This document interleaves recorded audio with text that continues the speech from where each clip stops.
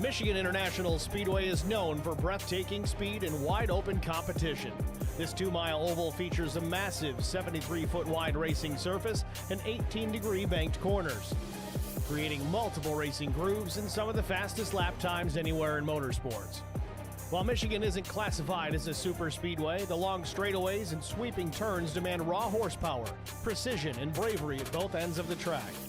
Once Indy cars thundered through the Irish hills at incredible speed, highlighted by Paul Tracy's legendary 234.94 mile-per-hour qualifying lap.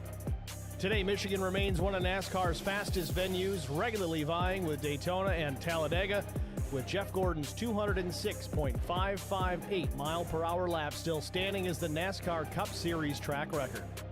The winners list here reads like a Motorsports Hall of Fame.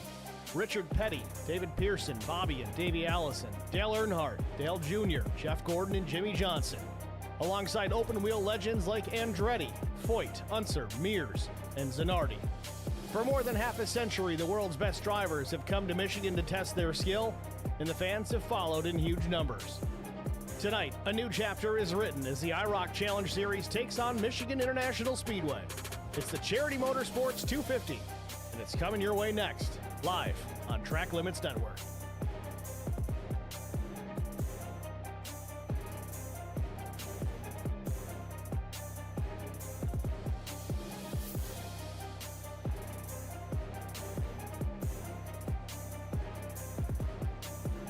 Good evening, everybody. Welcome to MIS. Round 9 of the IROC Challenge Series. 125 laps the distance here makes up the Charity Motorsports 250. 80% fuel on board, 4 sets of tires available over the wall, no faster pairs, count them, 0 zip zilch. A pit road speed limit of 55 miles per hour and 3 attempts at a green-white checkered finish if so necessary. Practice and qualifying wrapped up here at the Speedway. Warm-up session underway. Right now, Mike Koch, the fastest, 39.617, followed by Zach Millett, TJ Majors, the 93 is Slade Menish, and Steve Durbin, the top 5.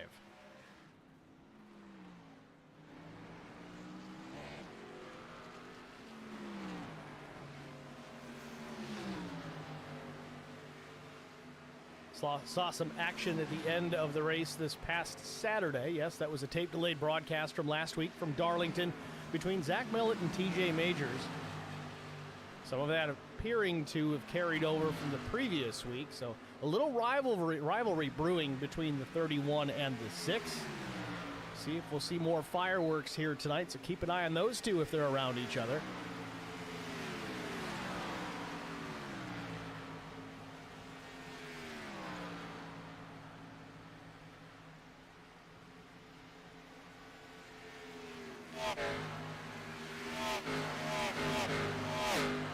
About a minute and a half left in this warm-up session. There will not be much delay before we get into our starting grid and eventual race session. Again, 125 laps makes up the distance here tonight.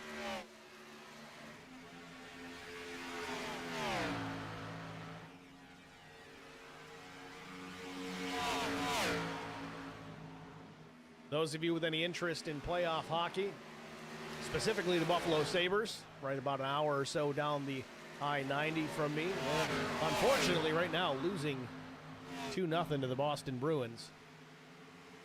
About 5 or so minutes left in the second period. No, 2 minutes left.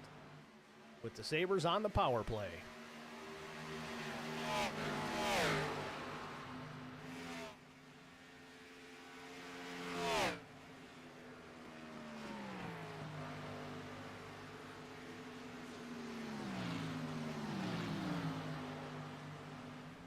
Upcoming schedule here, of course, the Lady in Black at Darlington was this past Saturday here at Track Limits. Now we're back live, 21st of April at Michigan Speedway.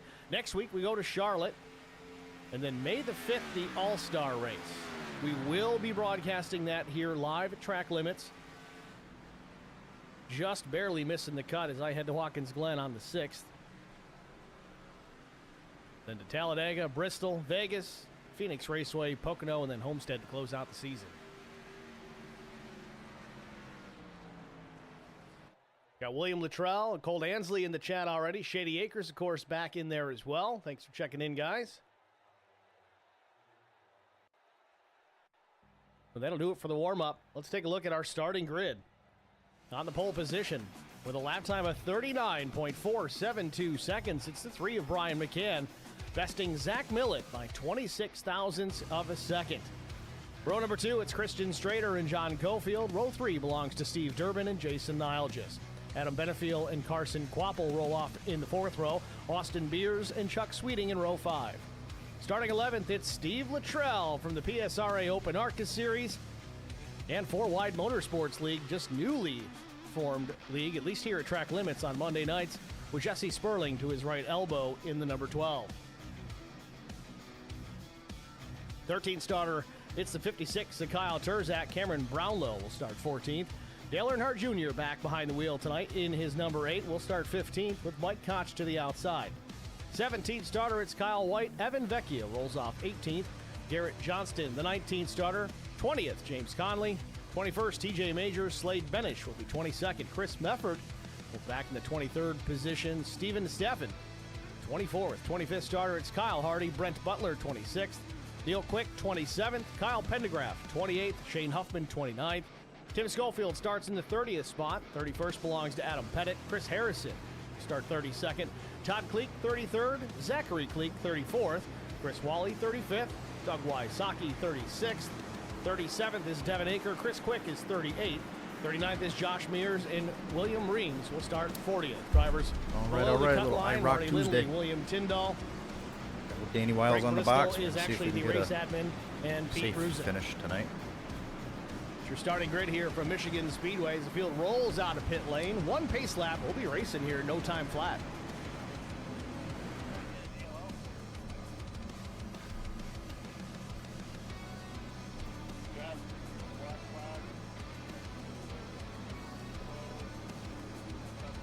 Race details in case you missed it. 125 laps the distance, 250 miles, 80% fuel on board, 4 sets of tires over the wall, no fast repairs, pit road speed 55 miles per hour, and 3 attempts in a green-white checkered finish. Take a look at the track temp, though. 119 degrees Fahrenheit. Sun blazing down on the speedway here this afternoon, so it's going to be a little tricky to keep the handle on these race cars.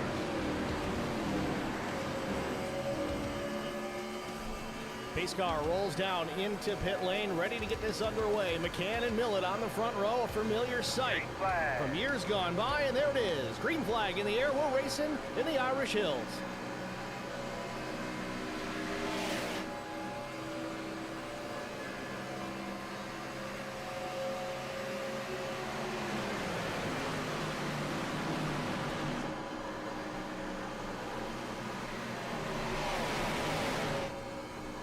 Side by side off turn number 2, inches apart, Millett and Brian McCann.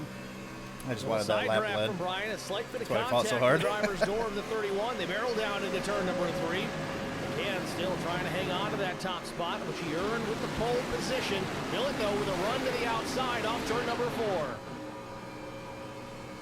Back down to the line, Millett with just about 5/8 of a car length ahead. Will lead lap number 1 over Brian McCann, but Brian still bottom side of the racetrack. Got McCann out the front and Benefield in the back. This is not good. So much talent. McCann gets clear of Millett. Back now in the 2nd spot. Adam Benefield runs 3rd, already up 4 spots for the 32. John Cofield 4th, Steve Durbin 5th. Cofield making moves here to the bottom of the racetrack on Adam Benefield. Hey, Benefield's got his hands full, it seemed there, at least off turn number 4, is chasing that race car up the racetrack.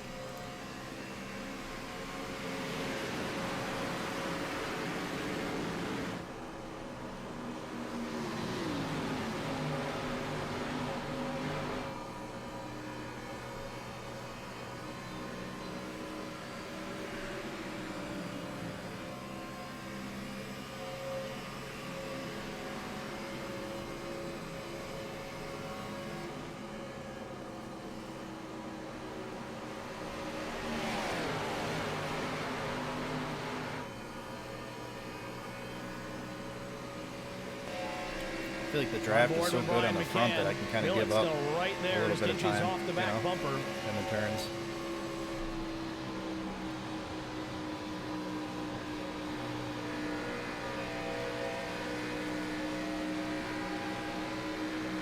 I'm hoping it doesn't for us, but we'll see.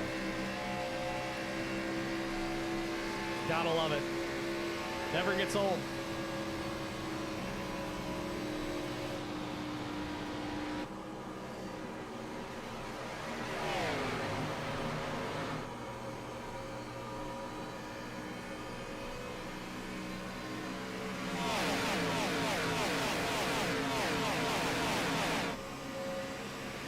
Millett makes a look to the inside as they roll through turns 1 and 2. Not enough to get alongside. Still in the tire tracks of Brian McCann. Ooh, man, I thought it was straighter than that. Ooh.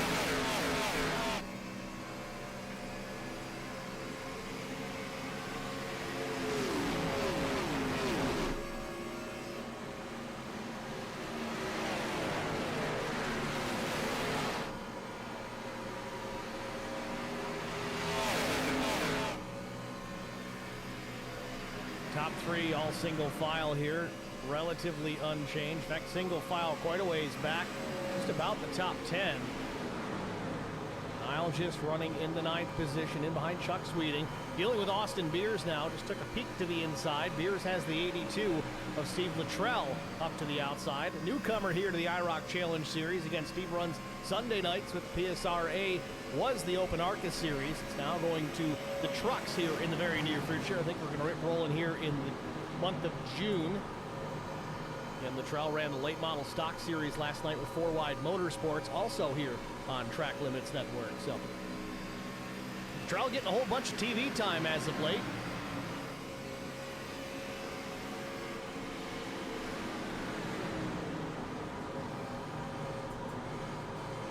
Meanwhile, Dale Jr. up to the 12th position. He's gained 3 spots from the drop of the green flag.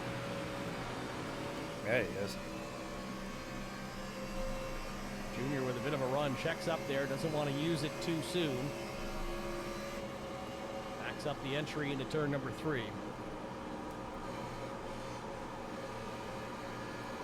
Gussie Sperling there in tow of the 8. Saw Junior there wrong, but exit I feel the like he's corner really with a little bit more right air front. on the nose. Doesn't open the wheel up quite as early as the 82 of Luttrell did. Be careful though when you wash back up the track. Takes all that air off the nose. Could make the car real tight. Junior now switching it up. Luttrell now crosses over. Meanwhile, Mike Koch rolling up the backside here of Dale Earnhardt Jr. The big run down the backstretch into 3. Got clear of Jesse Sperling without a whole lot of effort. Mike working the top side here.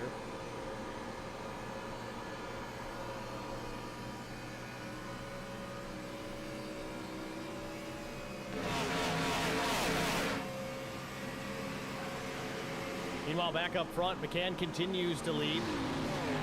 It's Millett, Benefiel, and now Durbin to 4th. Cofield runs 5th. Durbin not sneaking up on anybody with that paint scheme.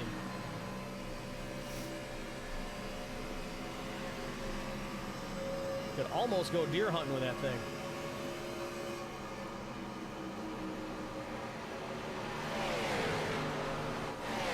Meanwhile, further back, Cofield in the 5th spot has lost that lead pack of 4 drivers.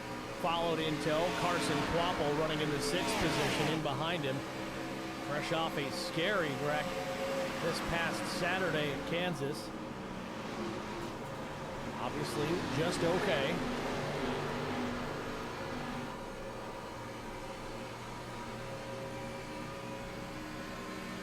You'll see here Quapple with the 9 on the door of his race car. He's listed as the number 5 in timing and scoring. That's what superheroes do. They help their buddy in a draft.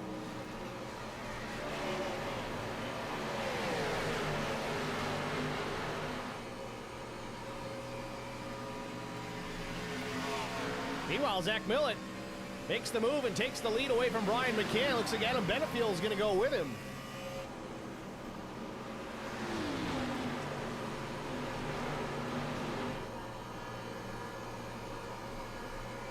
So Zach Millett back to the race lead. He led the very first lap.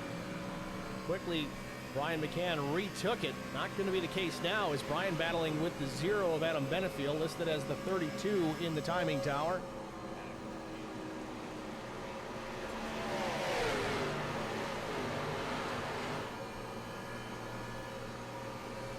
Millett goes down the bottom of the track, tries to provide some draft there to Benefield. This is where, because I helped Adam, he's going to fly past my ass like I'm standing still.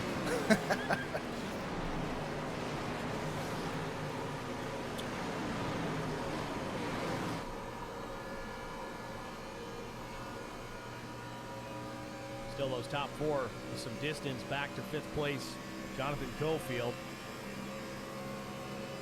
I am feeling pretty tight. A little separation from those drivers. Cofield, Quappel, Terzak, and Sweeting back to Austin Beers. So everybody getting grouped up here at Michigan Speedway.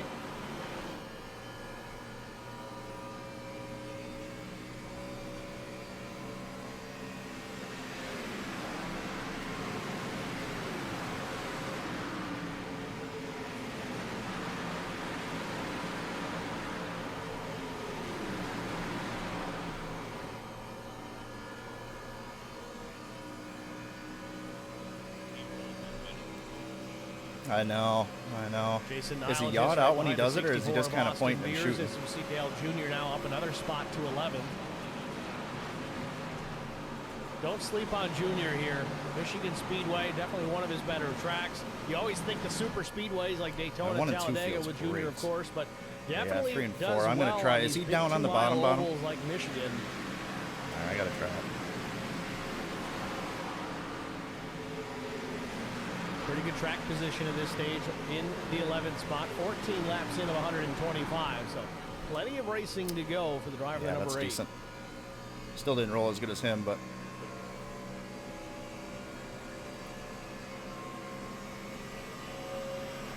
checking on TJ Majors here. He's back in the 40th position, credited with, I think it was 21st starting position here tonight. I don't believe TJ had a problem on the start. There may have been some talk of a penalty from last week. Last lap for TJ was about a 41.44. Leaders are running just about the same. Millett 41.38, Benefield a 41, Durbin a 40, Brian McCann ran a 41.60. TJ just might be in the back here, biding his time. Kind of using some super speedway style strategy. Stay out of the mess. Take care of the race car till the end, as he does take a spot from Butler here, and he does it with authority. Jesus, that's awesome.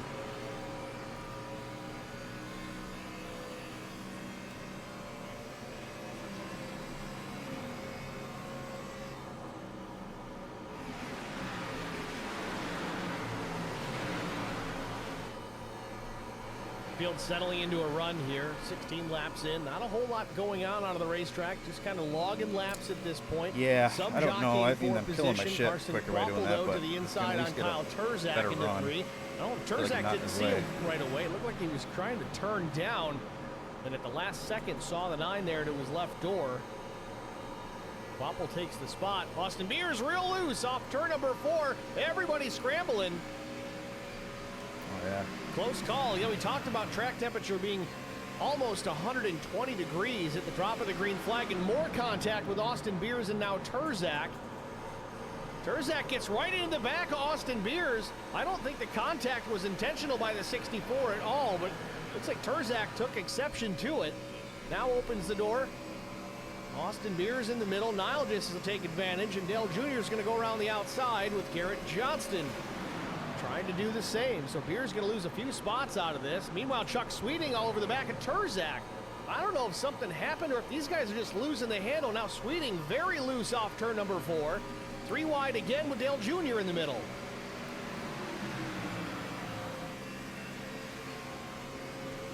Jr. now into the top 10, but things are getting a little hairy here in the bottom half of the top 10. Millett continues to lead Benefield, McCann, Durbin, and Cofield. I got bite that time. Started with Quappel making a move for position. I think it was on Terzak, but now things kind of getting a little crazy here. Definitely changed my throttle. 9th, 10th, 11th, and 12th.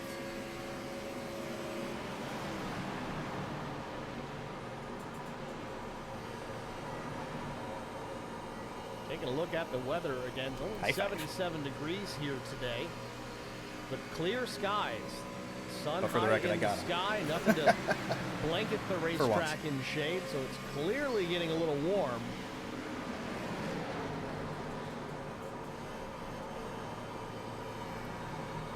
Trying to get you some more detailed weather on the right. Track temperature has come up just a touch, right at 120 degrees. So handling becoming a premium here as these tires continue to wear.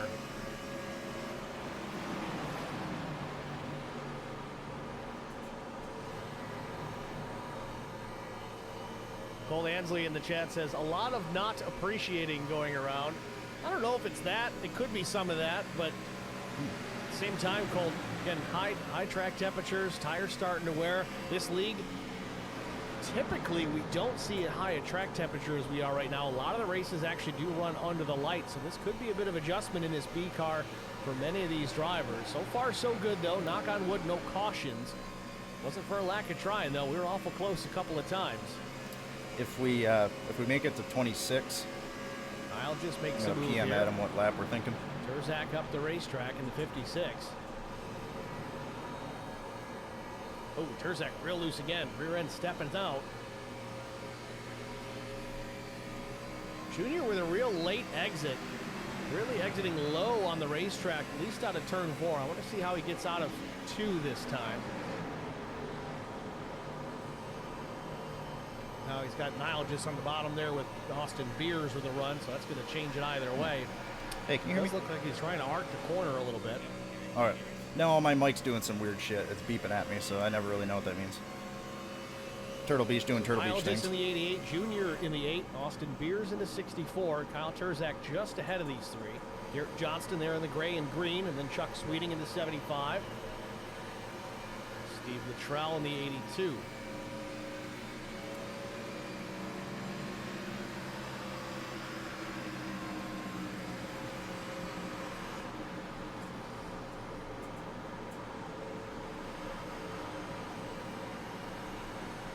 Beers up the racetrack. Junior getting a little bit loose.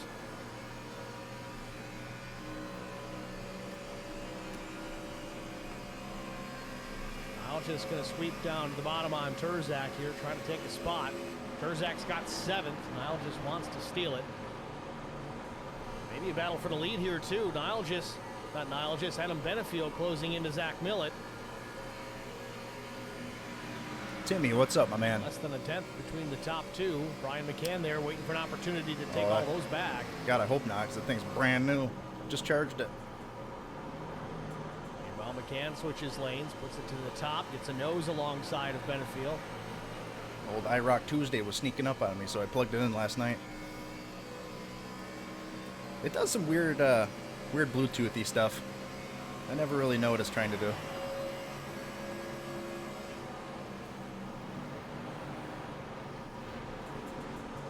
Is still fighting with Kyle Terzak for that 7th spot. Hasn't been able to complete the pass just yet. So we're going to ride on board here with Dale Earnhardt Jr. No, Garrett Johnston in trouble through the grass, but he straightens it out and we stay green. Not good. Garrett Johnston having a moment off turn number 4, is able to hang on to it. We'll go back quickly and look. Up the racetrack, a little wiggle. Giving him enough air, right? Straightens it out. Am I giving him enough air on the bottom?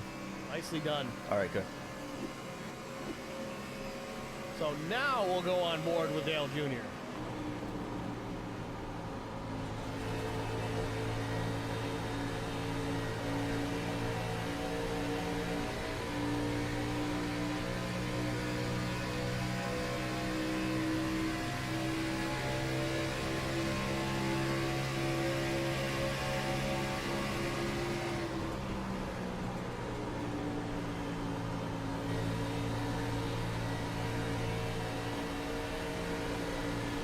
Get out of that.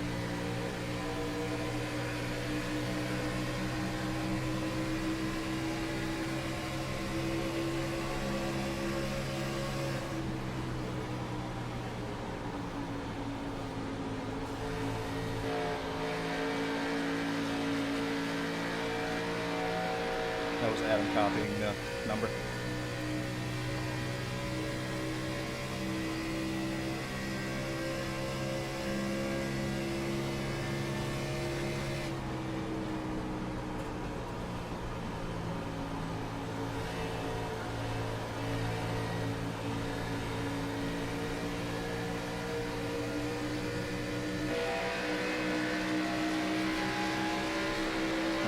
Even Cofield?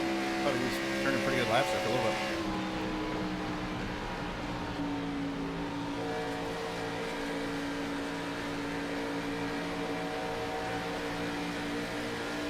Wow. Jesus. Oh, real loose. Chuck Sweeting has a moment with Austin Beers. That's what he does.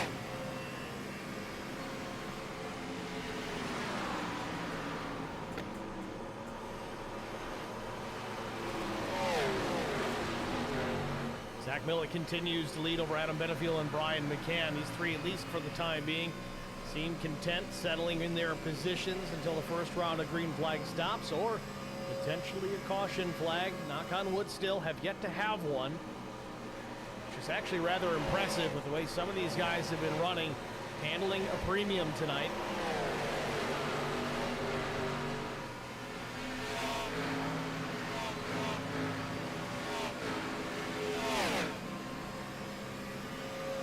Dale Jr., Austin Beers side by side. Austin finally working his way back towards the front. Lost some ground there for a while as Jr. way up the racetrack. I don't know if he just missed the entry or if he's trying to build a run down the backstretch. The battle against Austin wasn't able to do anything there. The Now power Chuck of Trent Sweeting Beagle, goddammit. putting pressure on. Jr. back to 10th. Beers to 9th. Kurzak just ahead of him in 8th.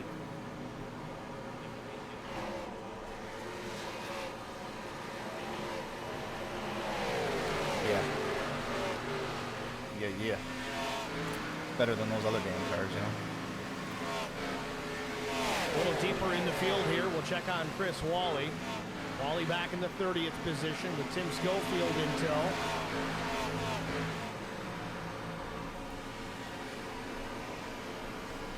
Further down, Shane Huffman back in the 32nd so spot. Christopher Harrison, 33rd. Oh, man. 71, and then Doug Wysocki, 34th. Chris Quick behind him in the number 4 machine.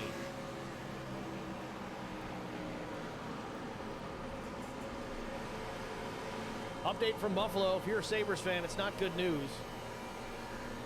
Just started the third period, and it's 4-0 Boston.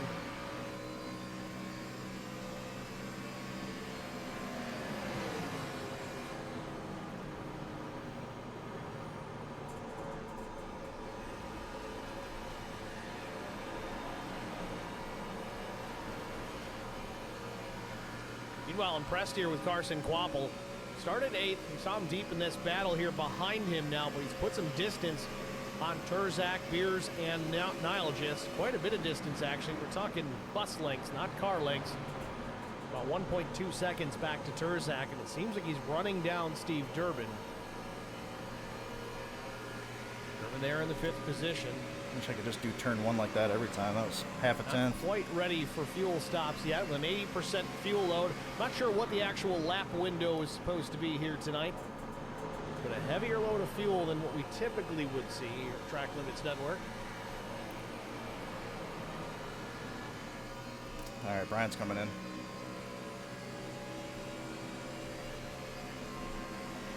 And the battles continue. Turzak, Nilgis, Beers, and Jr. 3 wide into turn number 3. Jr. lets off just a bit. Beers will take the advantage up through the corner in front of Kyle Turzak. Nilgis still thinking about sending it up the gut as Carson Kvapil coming to pit lane. Brian McCann will do the same, so maybe I stand corrected.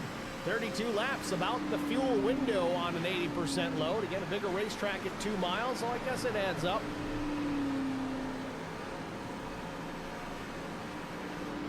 Your pit strategies for everybody. 31 laps under green so far.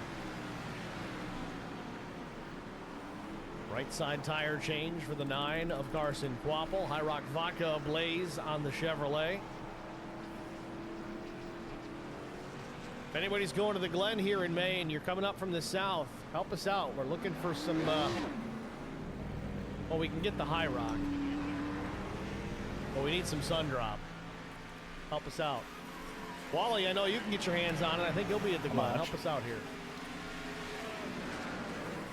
Meanwhile, Zach Millen 44-45 from the race lead. He'll come down and pit along with Adam Benefield. He went one extra lap.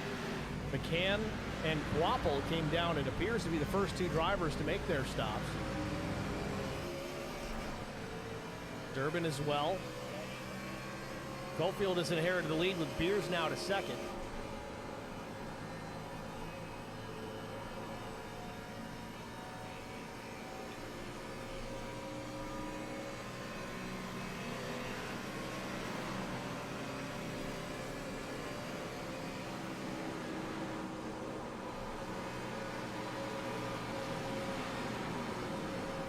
Dale Jr., Jason Nilgis, Mike Koch, Christian Strader. So green flag pit stops well underway here at MIS. Austin Beers now your new leader. Terzak to second. Now, to anyone out there who wants to go fast, anybody. I want to go fast. Junior down and away, 14.75 the stop for the 8. Oh, man. Too shabby. Now Austin Beers and Chuck Sweeting. Beers locks him up. High-speed pit entry is not something that Austin's really accustomed to doing. Typically running an NASCAR Tour modified. Yes, they do have pit stops. They're not going from 195 miles an hour down to 55 very often. Ooh, overshoots the pit box, so a costly entry to pit road and the pit box for Austin Beers. He's going to lose some time here. Early enough to make it up.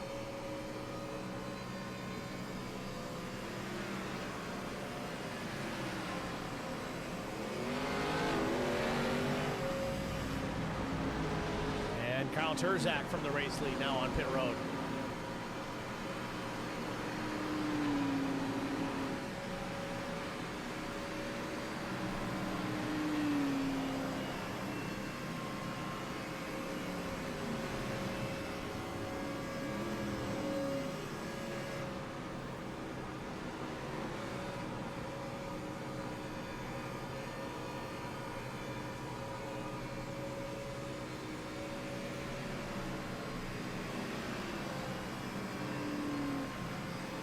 Terzak down and away. 15.50, not a great stop for Terzak.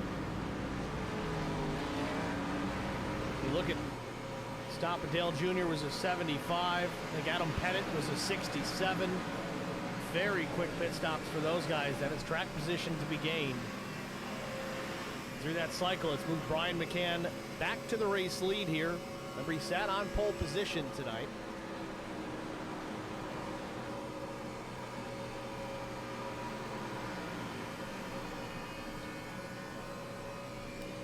All right.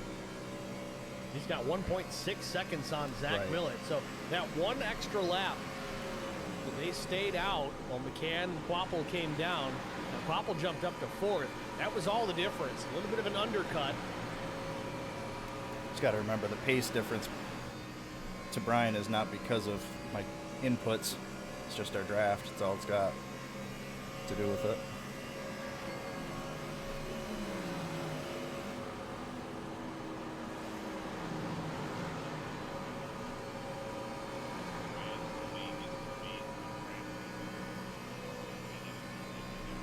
Yeah. And that's the thing, like, if it came down to me and Adam, I don't care if he wins. You know, he's obviously faster, like, in the middle of 3 and 4, so. Everybody has done that here under green. Zach Millett running in second, and it's Adam Benefield in third. Carson Quapple gained a spot or two in that cycle as well, up to fourth. Top 3, I'm happy. Jonathan Goldfield in P5, Steve Durbin Top back 3, I'm to ecstatic. Sixth. He lost him Brown. Garrett Johnston 7th. Dale Earnhardt Jr. gained a couple of spots in his pit cycle. A very quick stop for the 8. He runs 8th. 9th is Chuck Sweeting. They're just behind him. Austin Beers did not have a great pit entry and not a great box entry. Oh, huge pace difference that last lap. Holy cow. So work to do, but not all is lost. Kyle Terzak back to 11th. Adam Pettit 12th. 13th Jesse Sperling. Right there in behind Pettit. Mike Koch. Few car lengths back in 14th, and Stephen Luttrell in the 15th spot.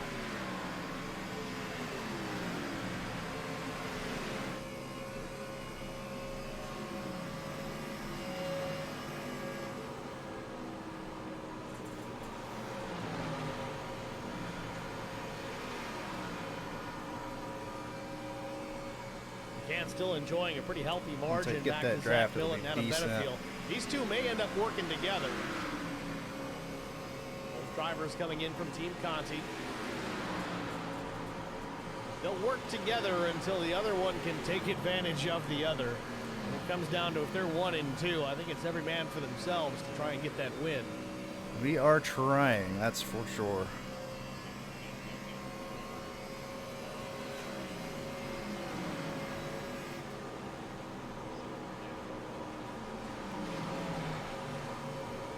Checking on TJ Majors, up 5 positions now. Top 1, Timmy, would be pretty ideal, right? Stop also came down lap 34, 14:73, a little bit quicker that's than Dale crazy. Jr.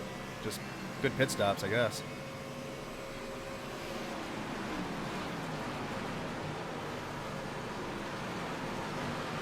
Change of position here. Chris Wally and Chris Quick side by side as the 61 of William Tyndall goes around to the bottom. Chris Quick checks up, leaves some room. Josh Meir is going to come through. All of a sudden, it's busy.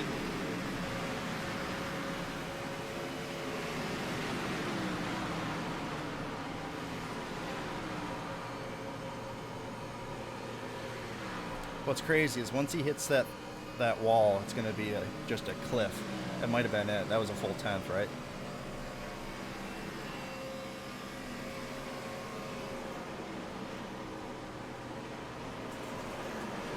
It's back just outside the top 30. Chris Wally shown in the 31st position.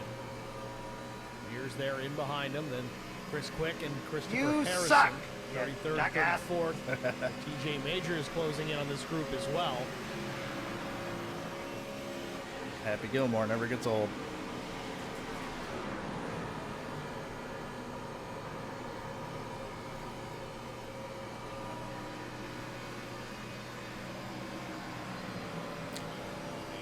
Yeah, you're not kidding, Timmy. As long as we're not together, really nothing can happen, right?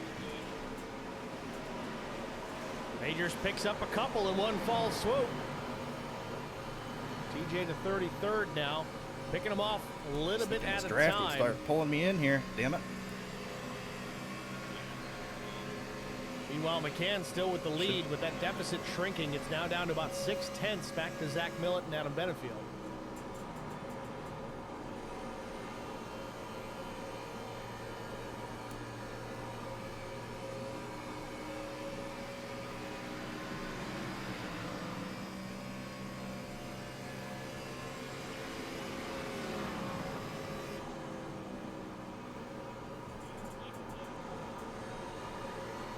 Deficit shrinking ever still, now under half a second. Man, nobody in sight really for about half a straightaway until you get back to Jonathan Cofield in 4. Oh, thank you, Pew Pew. Thank you. Donka Donka. Not sure if Kyle Turzak had some trouble. Get a long pit stop, 15:50 for the number 56. He was right up there in that top 5. He's falling now back to the 9th position. Background Dale Jr., Chuck Sweeting, and Austin Beers. Some tough customers in that group of 4.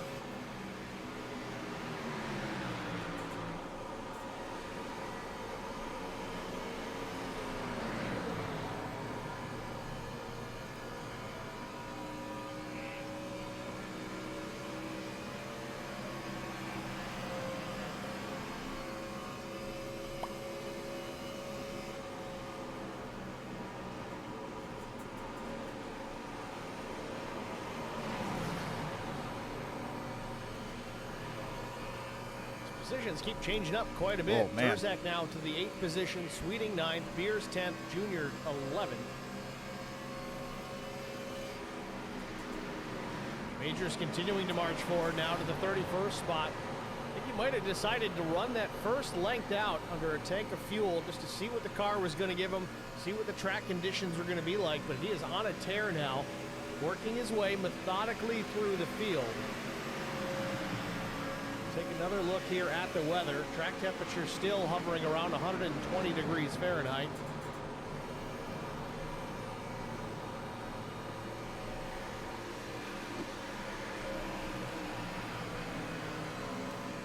I could feel the splitter just say, hey, I'm not going to work anymore.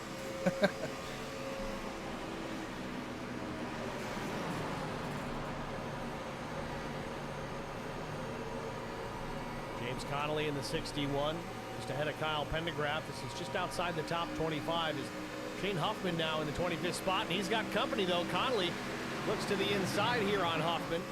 Cross start finish. They roll down into turn number 1.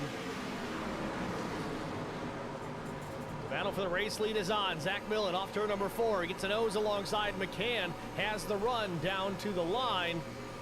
He's going to lead this lap. Worked out perfect. I didn't know if I could slide up. McCann. He's got Benefield in tow. Down into 1. Millett now clear. It looks like Benefield may chase him through. Very similar to what we saw in the early running of this race. McCann quick out of the gate on fresh tires, but slowly falls off just ever so slightly. Millett took the top spot away, and Benefield followed Zach on through, so it moves McCann from the lead to 3rd.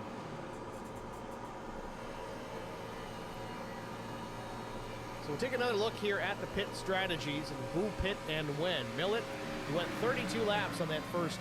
We're trying. We're trying. Did the same. McCann was a lap sooner. Cofield a lap later.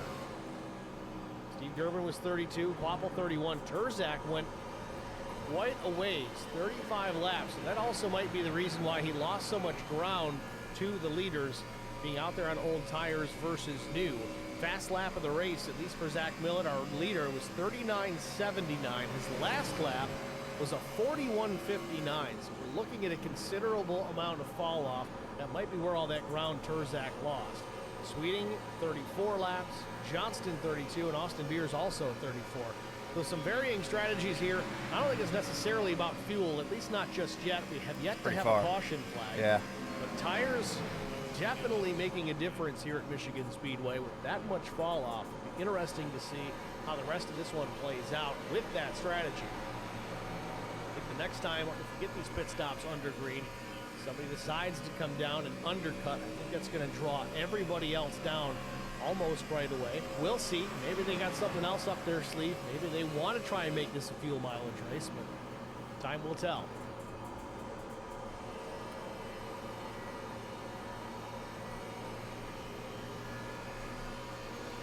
Yeah, in a perfect world, I'd be totally okay with that.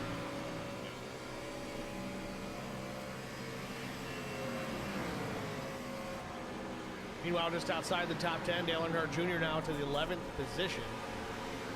Kind of saw this a little bit in the earlier run. Jr. was just kind of slowly picking off positions one at a time here and there when it worked. Later in the run, he seemed to come alive as the tires wore out. They got hot, slippery, just such greasy. a good run. Started to make up some positions. See if that changes things here as this run gets a little bit deeper into things. Eric Johnston in the 9th position, the number 15 machine. He's up 10 spots from the drop of the green flag. I want to give a call here to Adam Pettit. He's running in the 12th position. He's gained 19 spots since this that was really bad. I didn't mean to underway. do that to Brian. Run but so far for the 49.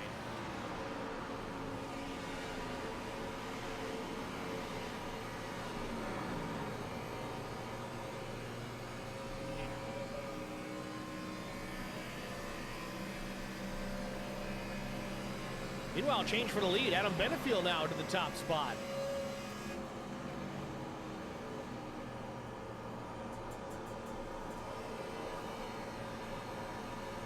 Take a look at it here just a moment ago. Off turn 4, Benefield gets to the inside of Millett. Millett doesn't run him down the racetrack. Just kind of lets the 0 go on by to take the position. Millett able to hang on to second.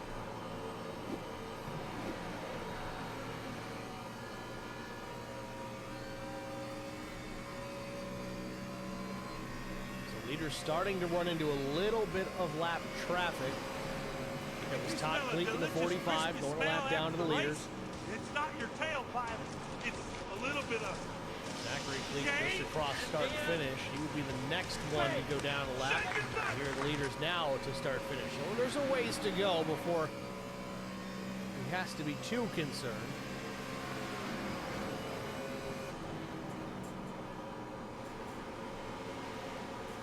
Carson Quapple running down Chuck Sweeting and Kyle Terzak.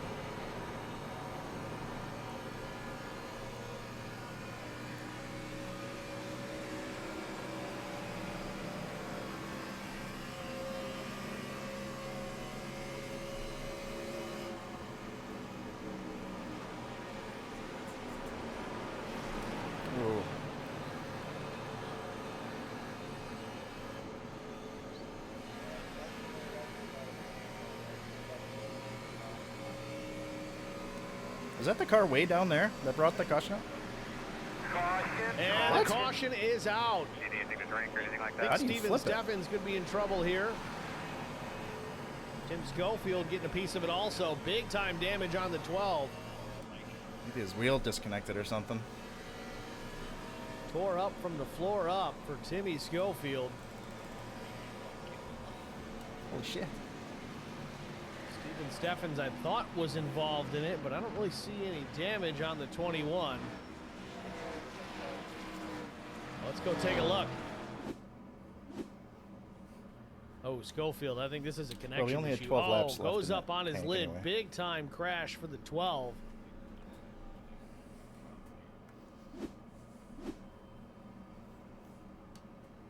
Oh yeah, I'm watching the replay. Yeah, that looks like a disconnect or something. Sim, but just God, imagine he's way it down really there. That's a being shame the caution case, came out. How hard of a hit that would have been. I don't think so. I don't know. I wouldn't think so. Oh, the chat. Yeah, you're right. Yeah, it should be there. I'm going to rewind it here and see what really triggered this. Did he just have a connection issue?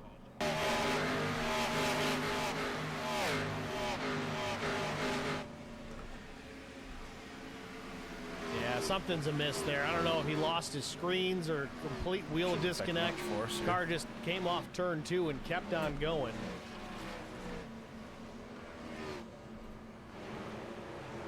I don't know if Steffens was involved in this either. Doesn't appear to be the case.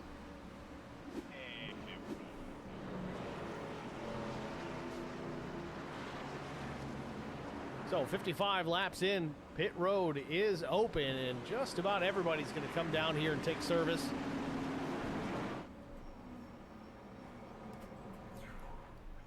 Whew. That was a tough entry into the box for Brian.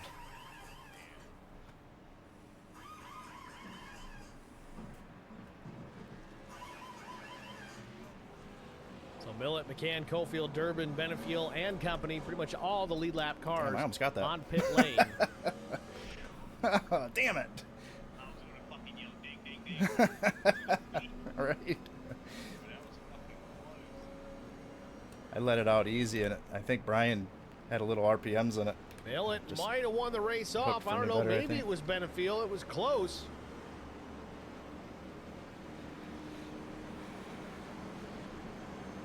Oh, man, yeah, that was close between Adam and Looks like it just might have been Adam Benefiel leading the race off pit road. Zach Millett, Brian McCann, Cofield, and Terzak gaining some ground. 71.67 there. Lightning fast pit stop for Zach Millett, 14.32 seconds. Fastest one of the night, at least for 4 tires.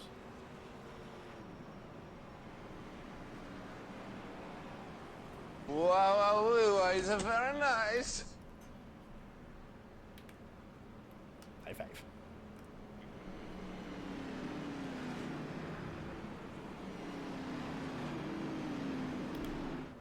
Well, let's recap the race here. 57 laps of 125. Adam Benefiel, your race leader. We've had 1 caution now for 2 laps, about to make it 3, and 8 lead changes. It hasn't seemed like that much, but they've been out there. Big racetrack here at Michigan, 2 miles. We've had a very long, extended run of green flag racing. 50-some laps to this point. First caution of the night. It's a shame because we had a really good lead on the field there from pit stops. So now we'll see how this sets us up. We've bunched the field back up, getting ready for the restart. We're on the 1 to go, so the next time by we'll be back racing. We're 58 out of 125.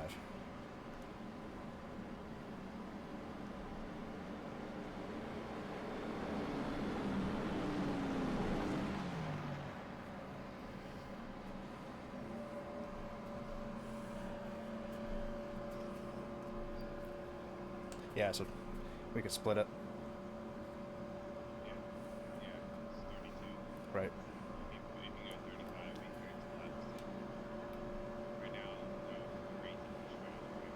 Right. Makes me wonder if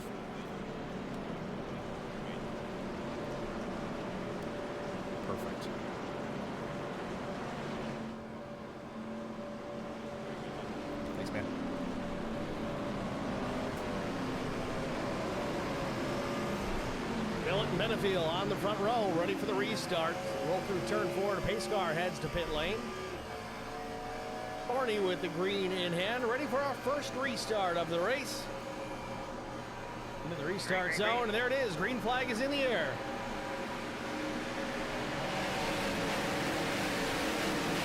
Could not see that exit.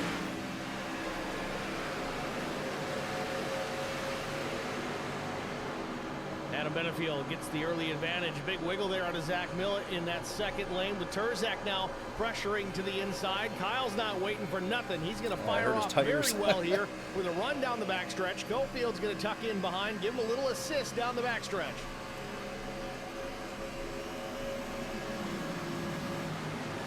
Oh, Terzak slides up the track, gets into Millett, maybe a little bit of contact. It was very close.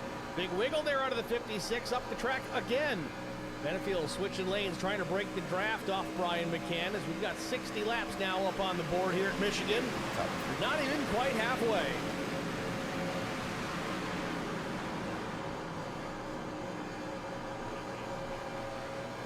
Terzak fired out of the cannon here, taking full advantage of that pace as Cofield switches up again. A big run himself, makes it 3 wide. Going to get 2 for 1, or if he can get clear into turn number 3.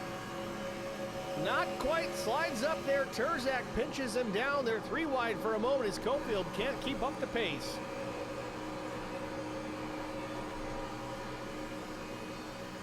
Back to the stripe. Benefield continues to lead. That was beautiful. Second. Gots now to say. Zach Millett with a run to the inside. Terzak trying to decide which way he wants to go. And Carson Quapple with a run down into turns 1 and 2.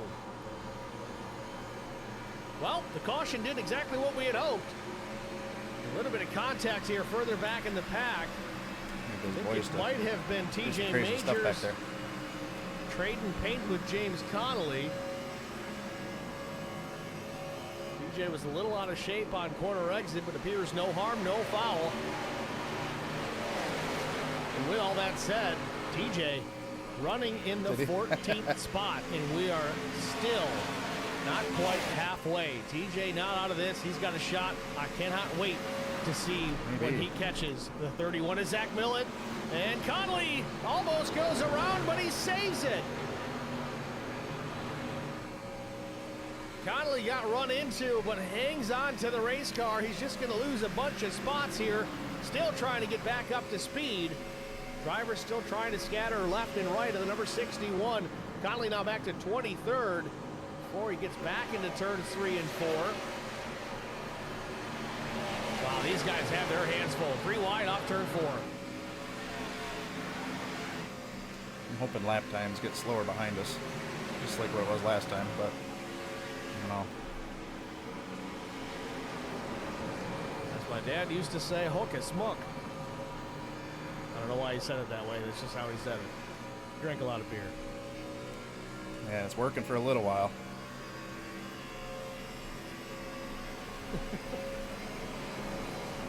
Benefield leads it into turn 3. McCann and Millett, second, third. Carson Quapple now to the 4th spot. Slowly but surely, Quapple hunting the front. He'll be a contender here before you know it. Ooh, I could not see that damn exit. Man. The Gagler cars back here with Chuck Sweeting, Jason Nile just side by side. Adam Pettit, Austin Beers, TJ Majors, Steve Durbin, some heavy hitters there. Chuck came down there, didn't realize there were 3 wide, I think. Shot back up the racetrack, still 3 wide with Beers in the middle. TJ might shove it up the gut himself. There's still 3 wide, gets into the back of Beers, shoves him along. Beers now to the low side of the racetrack.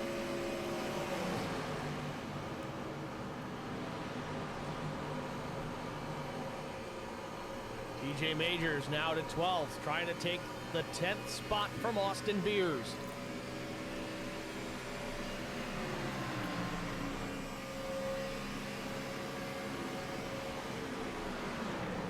"65 laps complete, just past halfway here at Michigan Speedway. We're going to step aside, get our track limit side-by-side break out of the way. Stay with us. You won't miss a moment.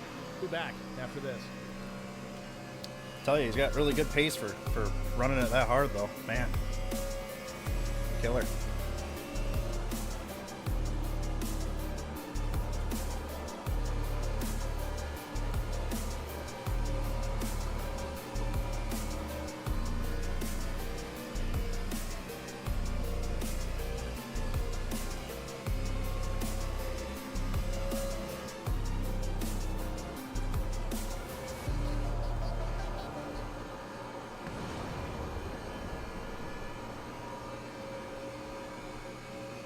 Spartan Transportation and Spartan Logistic Management is your one source for all your shipping needs. 53-foot dry van shipments, auto transport shipments, full-service in-house brokerage, drop-lot facilities, just-in-time deliveries to all auto manufacturers, facilities in St. Louis, Missouri, Kansas City, Missouri, and Indianapolis. I feel like you could see the panic in my eye. Spartan Logistics LLC, proud sponsor of the IROC series. Kyle Steffens, UMP Modified and Silver Crown driver, and Woody Gundinger, World of Outlaws late model. Visit us at spartan-logistics.net or find us on Facebook.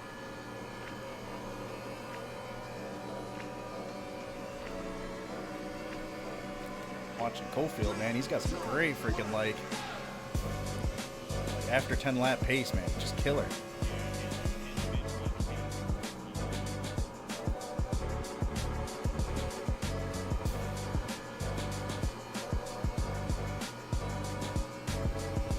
It's got to make you wonder if he's rolling it real easy the first 10 and just staying within draft, but I don't know.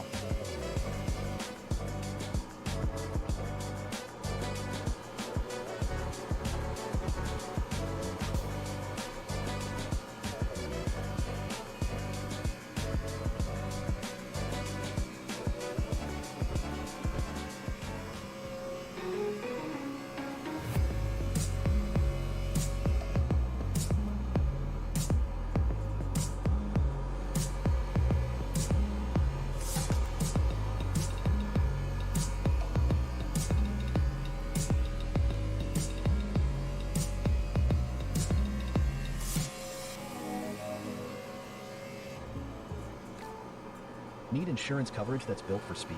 Frank Yea's office in South Charleston has your back. Whether you're blazing down the highway, protecting the home you've built, or setting up a legacy for your family, we've got the coverage you need. Auto, home, life, fast, simple, and made for you.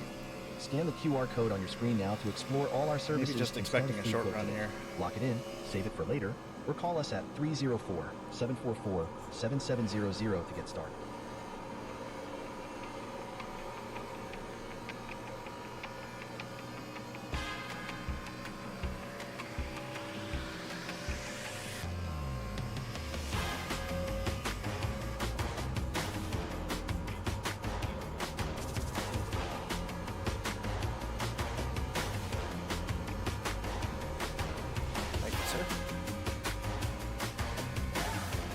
Oh, somebody dying. Who is that? Uh-oh.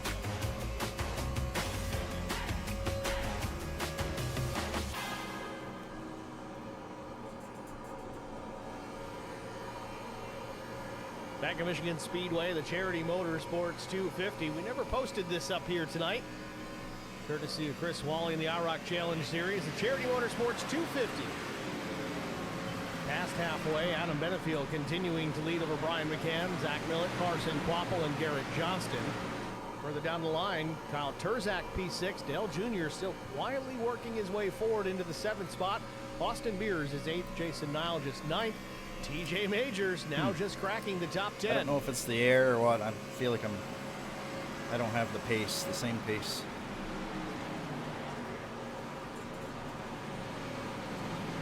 Cole Ansley in the chat says, I don't know what TJ is drinking, but I want some. He's got a fire lit under him tonight. I think it's the fact that the 31 is in front of him right now. I think that is the drink of choice for TJ Majors.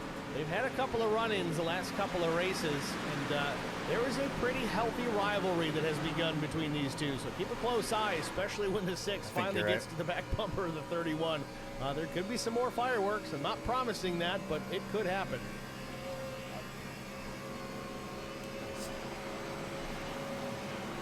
Benefield so smooth out in front now. Puts it 4/10 over Brian McCann. Last lap at 39.70. McCann was quicker the last time by. We'll see if that changes this time across the stripe.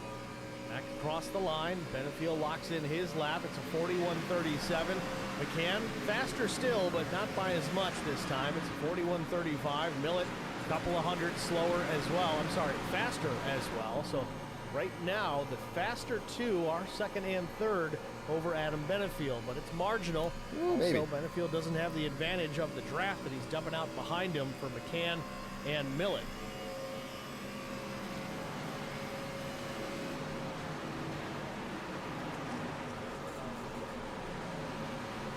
Colt says, Millet pissed somebody off? Never.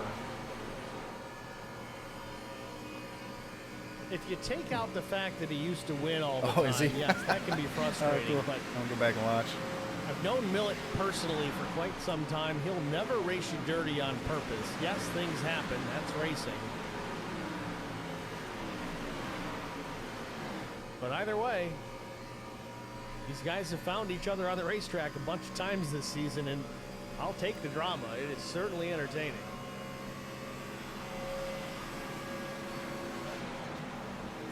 This is kind of one of the reasons I've been asking over and over for Millet to come over here and run in the IROC series. There's actually a lot of talent over here as Chuck Sweeting gets roughed up by Adam Pettit. 75 got crossed up off turn 4, I think with a little bit of help from the 49. Hangs on to it.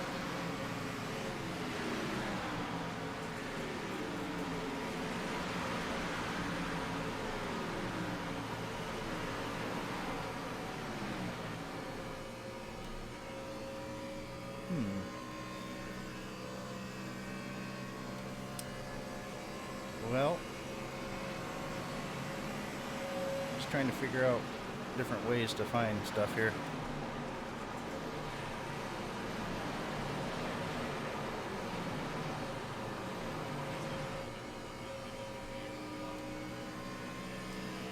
Yeah, I want to stay faster than the guys behind us too. Now Steve Durbin works to the inside with Adam Pettit. Benefield stretching his lead over McCann down a half second.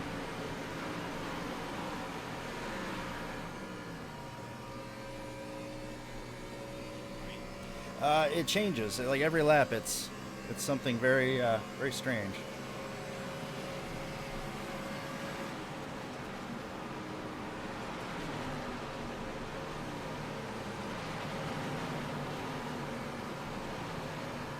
Keep jumping around here, trying to find some battles out of the racetrack. This one just won't end. It's my Steve pace Durbin and Chuck it's too Sweeting. far off Durbin the now first settles two. in behind the 75.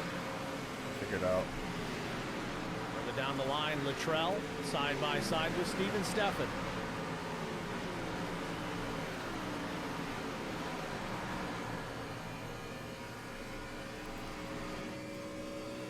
Yeah, and it's hard to tell with the splits, you know, no matter what, your time's falling off so bad, but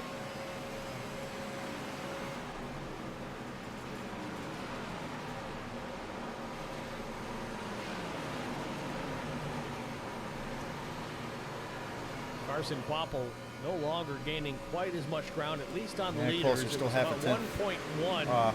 a couple of laps Carson ago. has Now it's 1.3. got better laps right now, too. Zach Millett now coming back to the 9s. There may be a battle between these two momentarily. Another driver falling back ever so slightly. Dale Jr. now to the 10th spot as Nile just takes it away.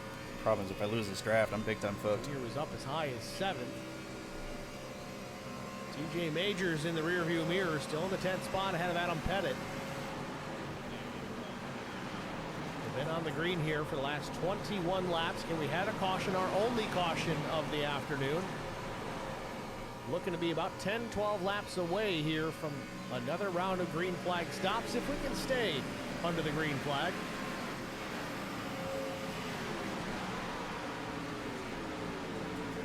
So Colt Ansley says, I like Millett the person. I hate racing Millett the driver. I'm just not good enough. Well, you can hold your own. I think if you put you and Millett on a short track and maybe a Super like 8 or being late interviewed or model something? stock, that could change some things. It's not his forte. Certainly going to be fast either way, but these bigger intermediate tracks, kind of his bread and butter. Obviously, road courses he's excelling at as well, but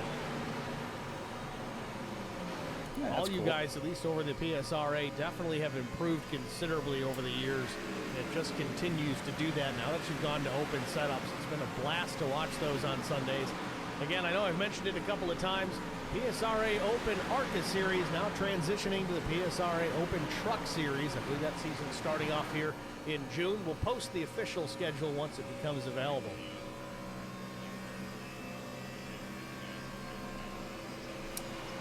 Yeah. Trying to Pettit lock now into under something. fire from John Cofield. Cofield was a top 5 runner here in the early stages of this race. Somehow or another has found himself just outside the top 10.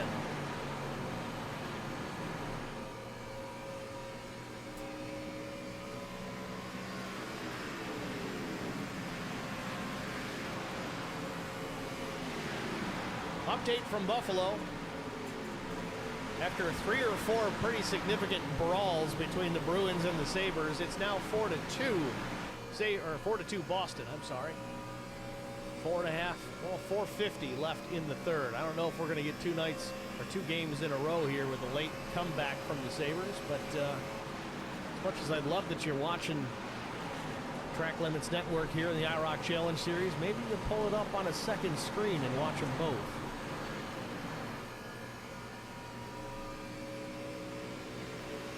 Adam Benefield on cruise control in this run.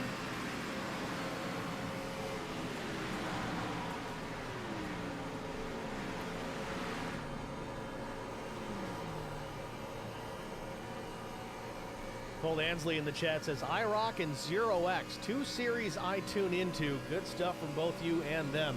Speaking of 0X, they're coming back. They're running actually right now. A little bit of a snafu as far as the scheduling was concerned for this season between IROC and 0X. Nobody's fault but mine. But either way, 0X still sticking with us here at Track Limits through some negotiations. We're going to be running all of the races. What was it, 32 and 32? On a tape delay on Wednesday night. So that race will be aired in its entirety tomorrow evening. Their first race of the season. I think they have 39 drivers ready to take the green flag here tonight for tomorrow's broadcast. So tune in for it. Daytona International Speedway, the first race of the season. We saw what it did for Brian in the first run. Strategy series, and there will be strategy to be had. So tune in for that tomorrow evening.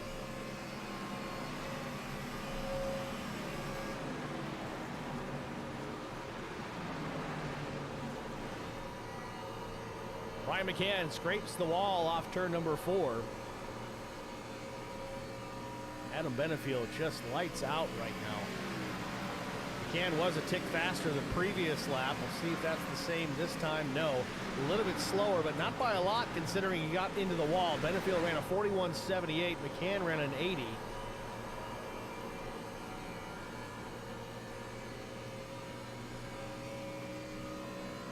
Chuck Sweeting in a fight once again.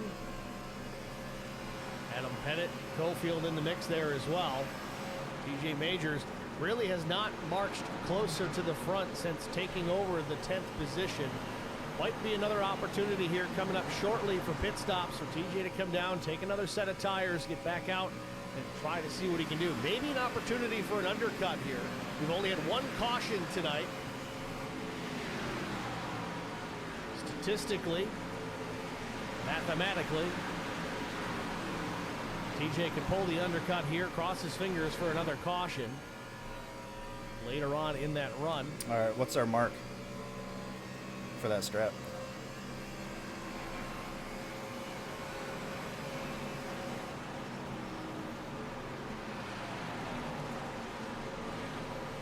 Pettit now alongside Sweeting, gets real loose up the racetrack, has to check up, does not get into the 75, but now Cofield has to take evasive action. He'll get to the inside of the 49 machine.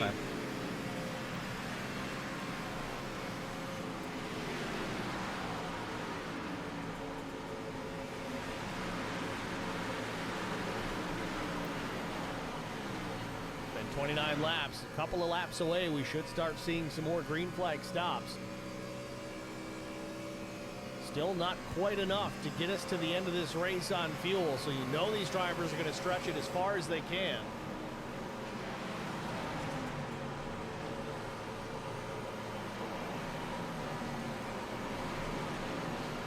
Chris Quick there in the bottom, the red and white number 4, not on the lead lap. I figure out what I'm doing, man. I'm really far off here.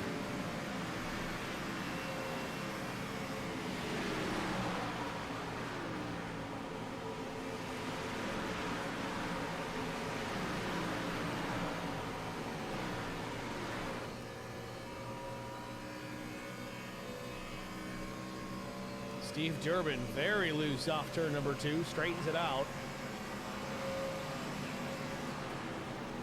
We can go 35. I believe Chris Quick is out there on some fresher tires. He starts to knife his way back through this lead lap portion of the field. We've gone 31 laps, and it says I have 5 laps left. 34 cars still on the lead lap here after 88 laps complete from Michigan Speedway.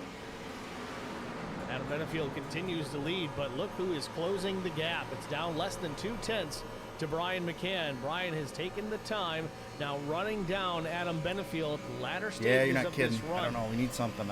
They're still going to have to come to pit road here relatively soon. But Brian may have something figured out here. The question is going to be, after this one pit stop, how long do you wait once you're into that window to make one more? You're obviously going to take tires this pit stop, but how do you plan it on the next one? Do you go 2 tires, 4 tires, no tires? Because there's not going to be that long of a run to the finish if we run green all the way to the end. Coming to lap 90 the next time by. That gives us 35 laps to the finish. Some guys might be trying to stretch it here with some fuel savings. Gonna take. Thinking back here, I think some drivers did go as far as 35 laps. In fact, yes, Kyle Turzak made it 35 laps on that first stint. Austin Beers went 34, so they can stretch the fuel economy a little bit further. They just might have enough to make it to the end. 2 seconds a lap faster. So quickly, this race has gone from a tire strategy to I've now got maybe some room a here. How many fuel laps to go right now? Is it strategy 35 to go? race.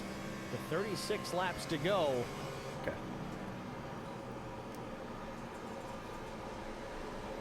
I'm coming right now.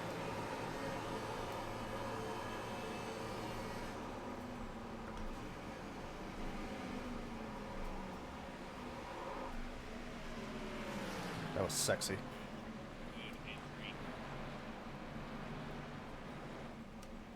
Junior copycat. He announced it.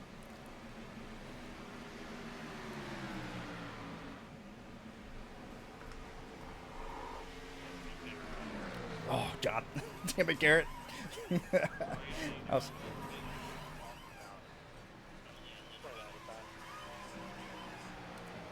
Now they're at the point where they might be able to make it to the end if they make one more stop. These drivers have saved enough. Leader, stay out. Zach Millett, I don't believe has. In fact, here he is. He's on pit road. No, he has saved enough, but if we get a green-white checkered, he's going to be in trouble. So he might be able to save it. We've seen him time and time again, able to stretch the fuel a lot longer than most. Shit, they both pit. Sons of bitches.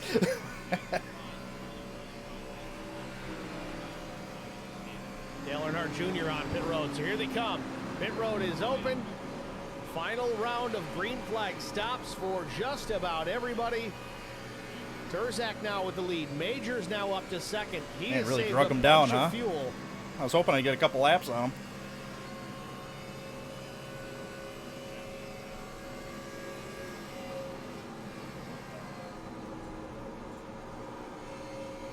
Carson Quapple, Austin Beers taking on 4 tires and fuel. They'll all head back out. So Nilgis, Quapple, and Dale Earnhardt Jr. will line up in a row on exit. Chuck Sweeting will take over the race lead as Kyle Turzak comes in. Durbin almost goes around, entering pit lane.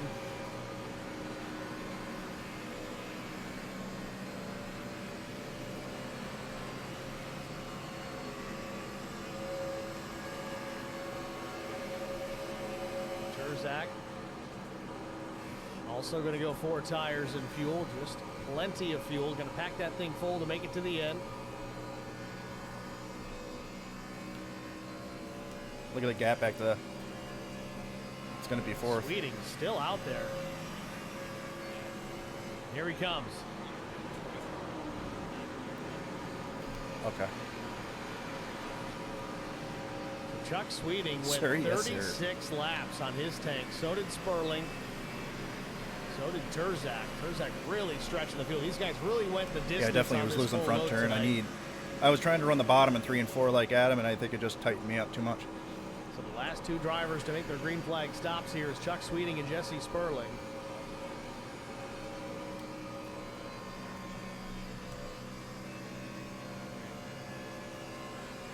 Right.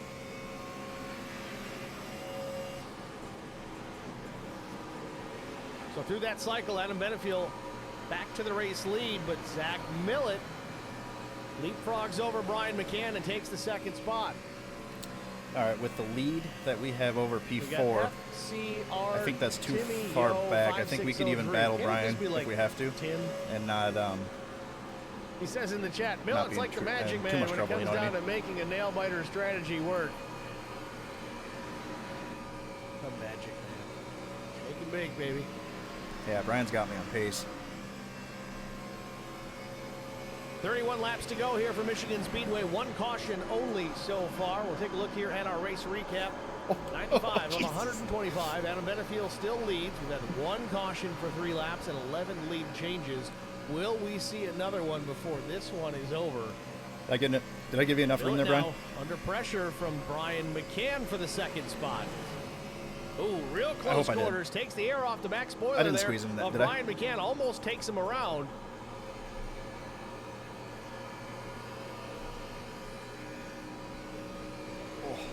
Brian will settle in tow there with Zach Millet again now in third. Oh, okay. Set him up for another pass. Meanwhile, Benefield stretching his lead to 0.4 of a second over the 31.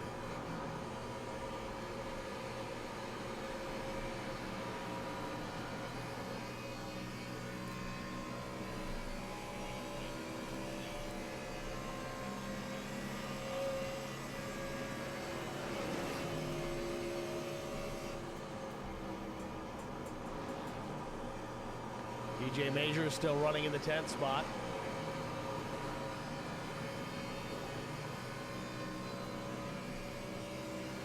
Let's hope. Let's hope.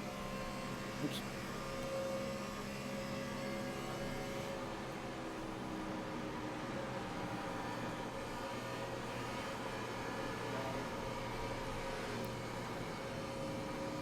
Jason Nilgis, Dale Jr., 9th and 10th.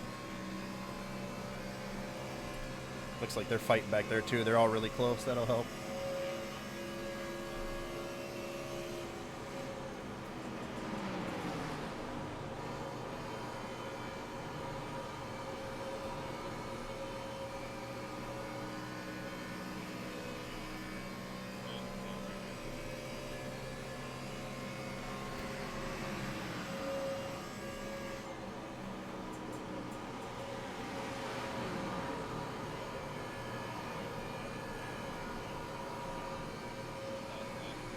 Yeah.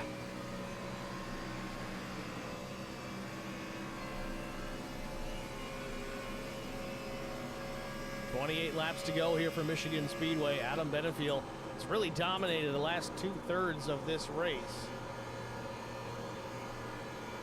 Don't know if Millet's got anything for him. Zach's pit stop coming at lap 90. Benefield lap 91. Much as I hate to say it, a caution here would kind of be nice. We've got a really strong run here of green flag racing.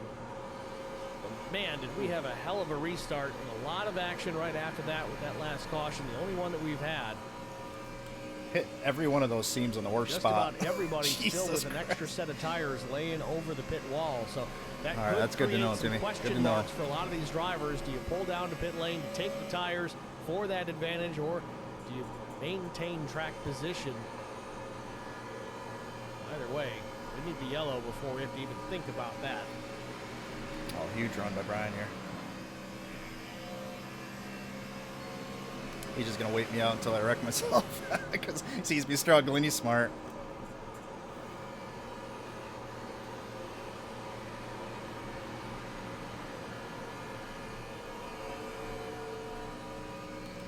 That didn't help.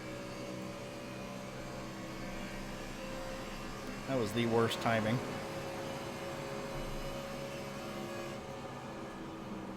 Leaders working through some lap traffic.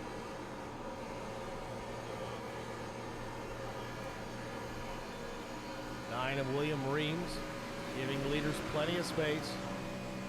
What are we looking like? 25 to go here for Michigan.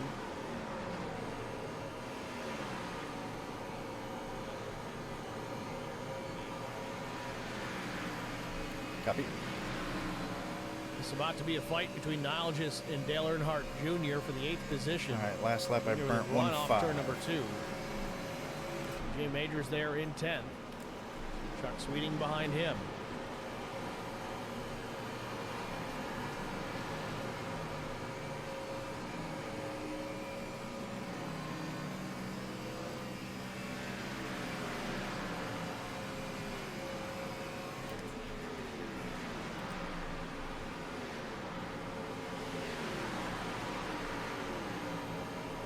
Final score from Buffalo: Boston 4, Sabres 2. Going really hard the Series first few tied laps anyway. 1 apiece.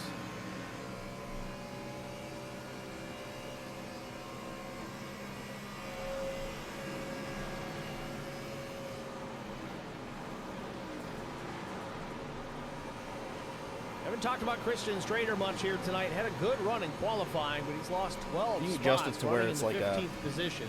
Here, actually, I got Hasn't it. really been able to recoup it. Adam Pettit, however, is 16th right now. He's gained 15 positions. Started back in 31st. Strong run for the 49.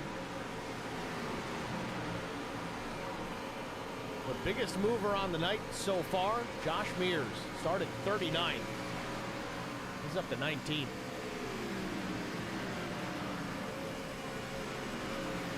Meanwhile, change of the second spot here. Brian McCann has taken it from Zach Millett finally.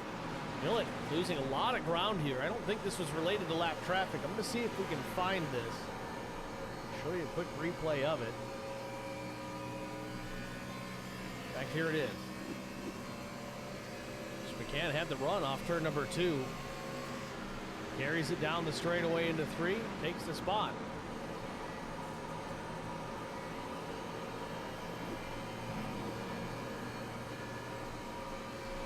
Who? Oh, Terzak.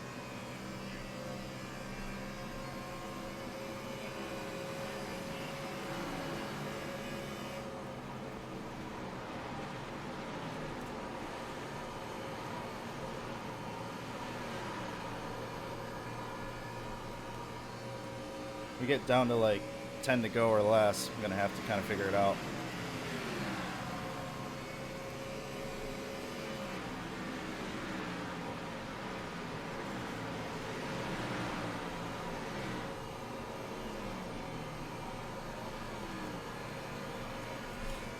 Usually, I think is where I was getting the mileage from. All right, I'm 20. I have 20 in the tank, like William right Reams now. all over the back bumper of Zach Millett there. Not sure the situation there. He's a lap down. Maybe just trying to pull the draft off the 31.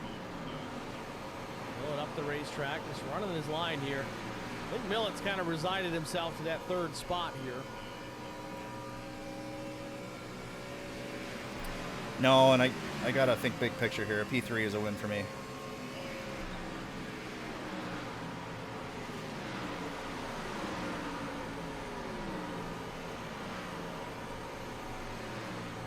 Battle for position here. Austin Beers, Garrett Johnston. Johnston a little loose on the exit of turn number 2. All right, I say 0.1 that lap. Majors, though, has gained some ground now up into the 8th position.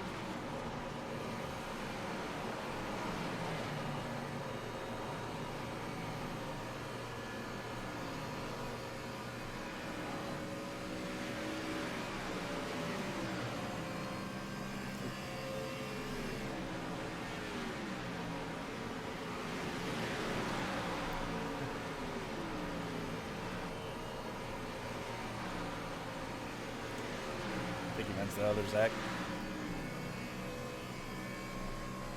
Ooh, Carson Quapple hanging the right rear out off turn number 2. Chuck Sweeting now making a move to the inside of Jason Nilgis. This is for position. May have taken advantage of the 11 being a lap down here. That's Zachary Kleek. Maybe used him as a pick, but Dale Jr. now over the back bumper, and Nilgis slides up the racetrack in front of the 11.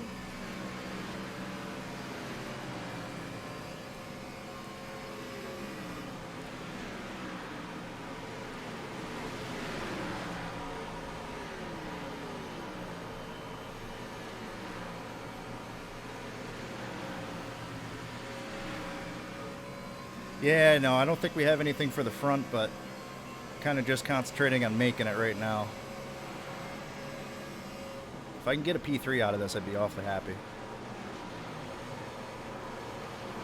Niles is still working on Chuck Sweeting here. This all happening in the rearview mirror got of TJ Majors. some laps led, not as many as Adam. He'll get that bonus point for most, but we've got Majors a bonus point for that. Starting 21st here tonight, but I believe we'll lose a few points to Brian, but that's okay. Week. A lot to clarify on the rules, but in the brief skimming that I did in the Discord server tonight, I believe his penalty was for bringing out a caution within the last 10 laps of the race. unofficial response out of me here at Track Limits. I have not confirmed that with race officials, but that's at least how I've understood it to this point. I'm cracking throttle a little bit here and there just to leave a little bit. 16 laps to go. Hey. Benefield continues to log laps. Stretches advantage over Brian McCann. It's over half a second now. Now, keeping in mind here, remember at the end of the last green flag run, McCann was running Benefield down. Sorry, Will, I'm trying to keep it straight every time. At that It's just point, so trying to twitchy. Take the spot away Appreciate it, though, man. Prior to the pit stops. This runs all the way green to the end. That should, if everything remains the same, and if both drivers were pushing as hard as they could at that point I think in time, he's just hanging out for Lucky Dog. There's nobody ahead of him that they're going to lap, so it's a good strategy. Bumper of Benefield in the closing laps here, so we may still have a battle on our hands to who's going to lock this up. You don't take the hats to victory lane until the checkered flag waves, and that's why, 'cause anything could happen.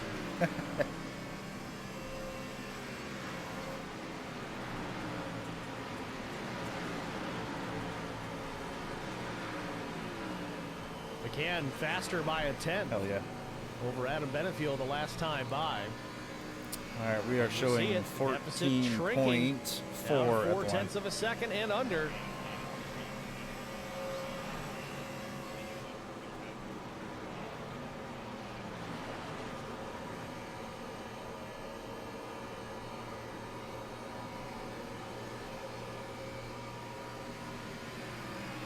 William Reeves in the number 9 machine, shown 37th, but able to hang with Zach Millett here. Zachary Cleek will come to pit lane.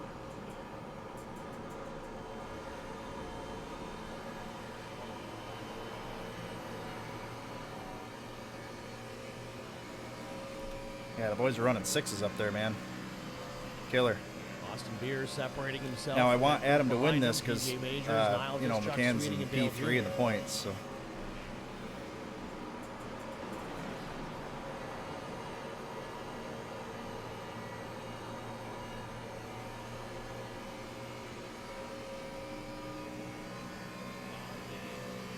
He only did 7 races, or 8 races. He missed Daytona. Just as soon as McCann chops a 10th off the deficit, he loses another 10th. Now it's just under half a second. Laps winding down, 13 to go here for Michigan. Before we get too far away from things, we haven't thanked the sponsors here tonight. That's sick. It's on this IROC Challenge Series, Internet Racing Oval Championship, Fast Laps, Big picture racing, Timmy. Big picture Speedway, racing. R&R Racewear. I'm okay with it. Ending just like it is. I don't want any caution. I don't want any crazy LLC. shit. I'll get that one right eventually. 3 wide with VJ. I do want Adam to win, though. I Motorsports. was telling Danny that. Care for kids. Be less points for Brian. Benefield about a half-tenth quicker than McCann the last time, so I just don't think Brian's got enough pace right now. I honestly unless something think if you changes threw considerably in the next setups at 5 Brian to 10 laps, McCann, and like he started hitting the officials hard, dude, he'd be like Levine. I honestly think so. Certainly changed a lot about he's this just one. he's a robot. On He's damn Sundays good. and the actual NASCAR Cup Series. Saw it this past weekend with the yellows coming out. We've always had good races together. It's always been really clean and tight, but that's why I was hoping I gave enough room back there. It's just a storyline, folks.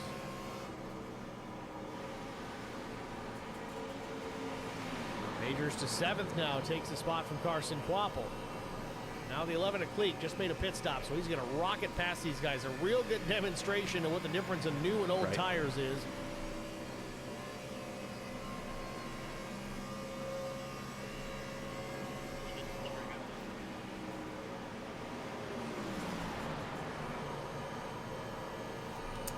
Go ahead and lock this in before it might happen. I will not be taking 2 tires if there's a late caution. Not this time.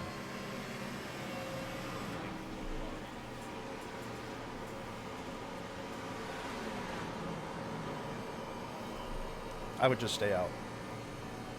Just kidding. I'm just kidding.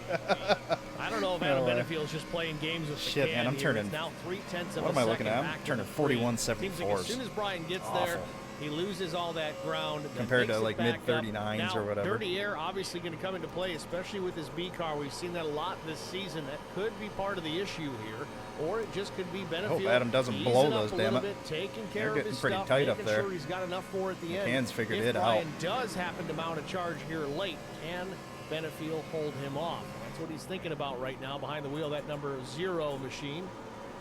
You know how many league races I've been in over the years where 10 to go now. I was running 3rd or worse, and there's a giant wreck coming out of 4 on the last lap. And I sneak in for a podium.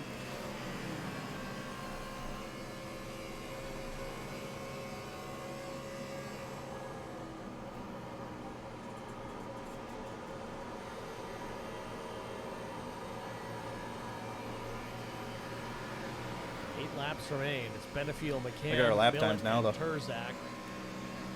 Garrett Johnston now to the 5th position. Austin Beers, P6, not too far off the back bumper of the 15.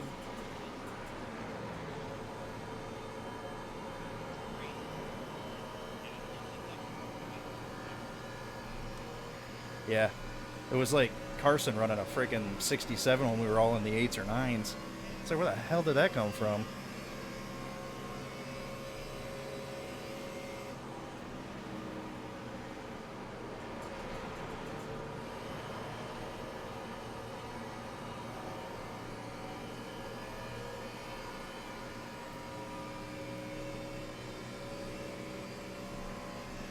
Staying high for you.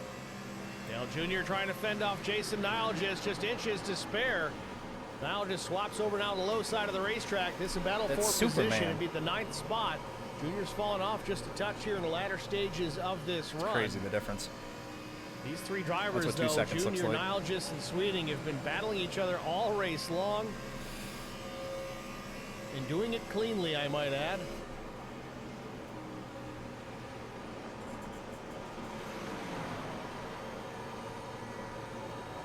Well, don't count that one. Back to the race lead. Adam Benefield over McCann. McCann's got it to less than 2/10 now. 6 laps to go. My apologies. My apologies.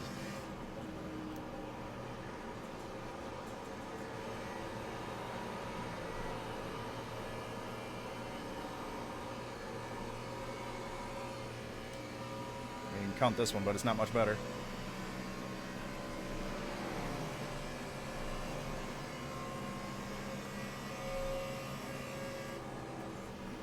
There's a giant group of fucking cars ahead of them. Holy shit.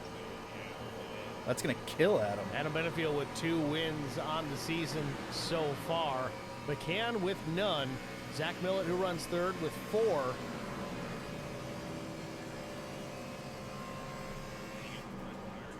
Wasn't until very late in last season that Brian McCann was able to park at victory lane. Looks like he kind of halted a little bit. Nonetheless. Oh, wait, no, that's not him. Just kidding. Yeah, he's flying. Traffic ahead. Too many green cars. He notch one in the win column here tonight at Michigan.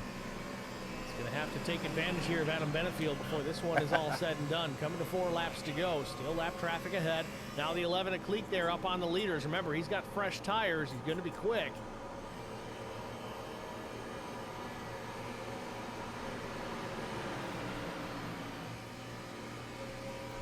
Kyle White is the next car in line for Zach Cleek to make a pass on for position.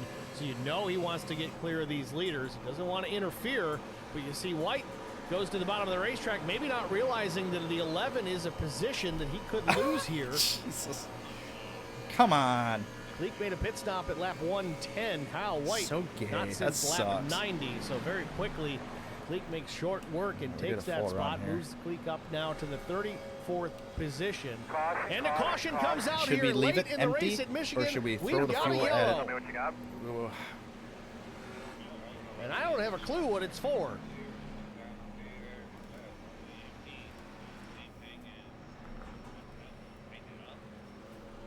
I think it'll be tight if we don't put fuel in it. I'm thinking maybe Chris Harrison. He's kind of slow all by himself, but I don't want to wait on fuel. Real evidence of a major issue on the track at all. Just gonna throw the full. If anybody in the chat happens to know, repeat, if you're there, let us know what's going on. I don't know if you're still listening. What'd you say? If it was empty? Really? Well, we're going to guess. I'm literally guessing here. Without the adjustment, though, right? Not Harrison. Yeah. I'm going to put 13.6. Or should I put 10, you think? Was involved in this caution. iRacing did not send me any data take a on swing that at it. I'll put particular 11.9. incident whatsoever. The yellow just came out. I didn't know which cone it was. I shit my pants. I almost sped. But as we spoke, not too long ago, this opens us up for some decisions. Benefiel heads to pit lane, and he's going to stick with it. Watch one of them speed. McCann, Millett, Terzak, Johnston, everybody going to come down for tires. And this Brian's may got that send first us pit box, to dude. He could do it here. This is lap 123 on the board. I don't think we're going to go back green before this one goes to extra innings. So we're going to go to our first attempt at the green-white checkered finish, I believe. Here from Michigan. Benefiel in his pit box. In there clean. Yep. Oh, he's a lap car ahead of us. That's good. Tire change for the 0. Drops the jack. 14.55. Benefiel down and away. Lightning fast stop. Could be the winning pit stop. But Garrett Johnston takes right sides only and will win the race off of pit road. Adam took 2. DRS Whiskey says didn't see anything to see what caused the caution, so just as confused as you. We got Lou Hoyt says debris yellow. I don't know if that's such a thing in iRacing. I know they do have a live admin. I don't know what the scenario is there. I'm going to see if I can find that live admin and maybe ask him if he could tell us what the yellow was. Just to throw a little bonus on the top. No, I cannot find him. Well, let me see if I can find him. I'm going to keep looking. And see, that time out of the box, I felt like I did the same thing, and it felt like it stalled out.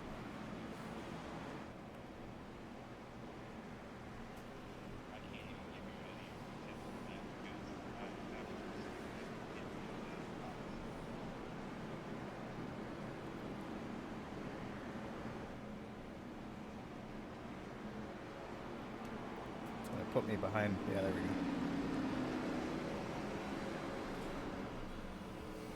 Oh man, that's gonna be a lot of loose race cars here.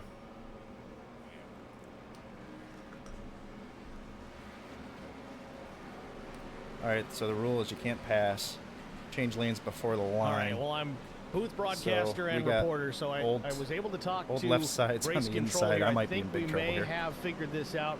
We'll see if I can go back and look at it. I'm gonna do some scrolling here. I think it was with Jason Nilgis. We'll take a look.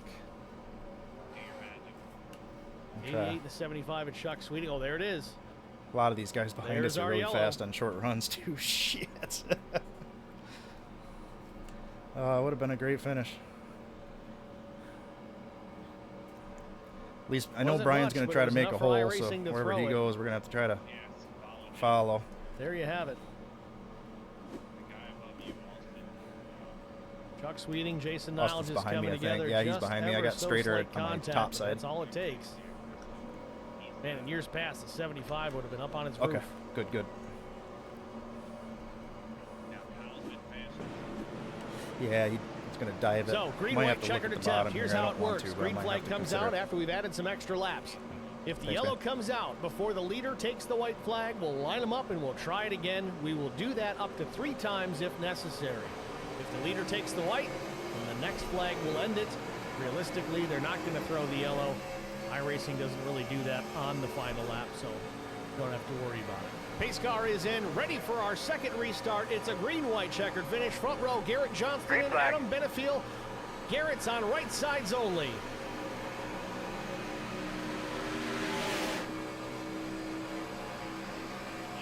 Here we go, down into turn number 1. Johnston with a race lead. Brian McCann now to the inside of Adam Benefiel. They both have 4 fresh Goodyear Racing Eagles. Little bit of contact. Benefiel up the racetrack. 1 car in a wall. It's Dale Earnhardt Jr. Scrapes it on the back straightaway. Straightens it out in front of Chuck Sweeting. Now Zach Millett makes it 3 wide into turn 3. 4 wide as Terzak tries to shove his nose in there as well. Johnston still with the race lead. Off turn number 4, looking for the white flag. Can he hold off Zach Millett and pick up the win? White flag is in the air. Final lap as they wreck across the start-finish line. We stay green. Hopefully they get clear. That was my fault. Johnston with the lead. Millett in second. Big wiggle out of the 15 off turn number 2. Millett takes advantage. Now to the inside, and Millett goes around off Terzak's nose. No, Benefiel and Millett. The 35 is in this as well. Totally Austin Beers gets turned. Johnston maintains the race lead. Kyle Terzak now goes to the inside for the race lead and possibly the win here at Michigan Speedway. Off turn 4, coming down to the line. They're door banging side by side, coming down to the stripe, and it's a photo finish.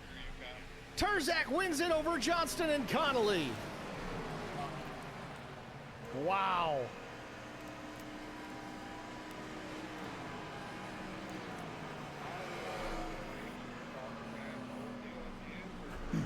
Kyle Terzak, the short track ace, picking up the win at the 2-mile Michigan Speedway. Let's watch my retardation here. In a thrilling finish where teammates Zach Millett, Adam Benefiel come together on the backstretch and make hard impact. Ah, yeah, Jesus. I mean, it was terrible. Yeah, it was a terrible one. I caught it late too. When he swung out, I just wasn't looking in time. That was big. God damn it. And the thing is, I don't want to be on the inside. That's just stupid.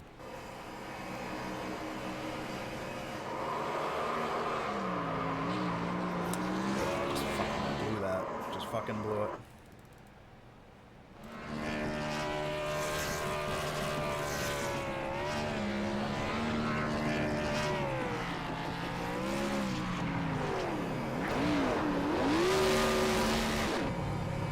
Oh, I feel awful. Kyle Terzak lighting it up here, parks it in victory lane. Run by Adam too. He was in front of this sellout crowd here at Michigan Speedway. Wow is all I really have to say. Unbelievable finish to close this one out. Green-white checkers and a lot of wreckers. We're going to step aside here, get a break, catch up. Thing is too, like, back with our top 3 finishers in the booth. I didn't even realize it was. Us. We'll be right like back. I kind of glanced up and thought it was Adam, but I wasn't 100% sure. You know, as soon as we frickin' yanked it left. Fuck me. Oh, what a shitty fucking block. Dumb. So stupid.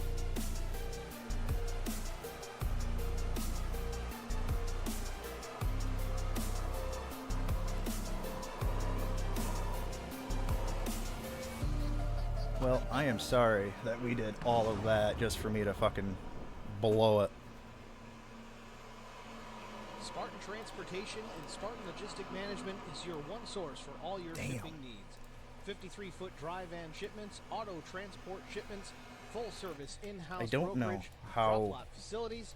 Is that accurate that we finished 11th? To all auto manufacturers, facilities in St. Louis, I don't Missouri, understand how. Kansas City, Missouri, and Indianapolis, Indiana. Spartan Must have been Logistics more there than I LLC, thought. proud sponsor of the IROC series.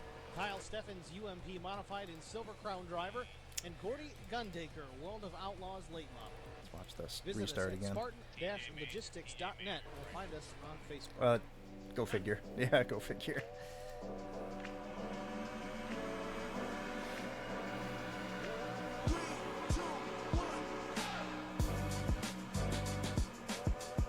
Terzak was flying, man.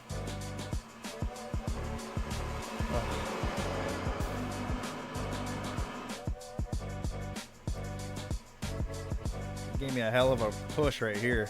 I mean, Jesus, Terzak was the only reason we were even close. Oh, did he? Oh, yeah, they slide up. Yep. Had it in the bag. Hell of a job by frickin' Garrett, though, running that hard with the old tires. Jesus. He did, man.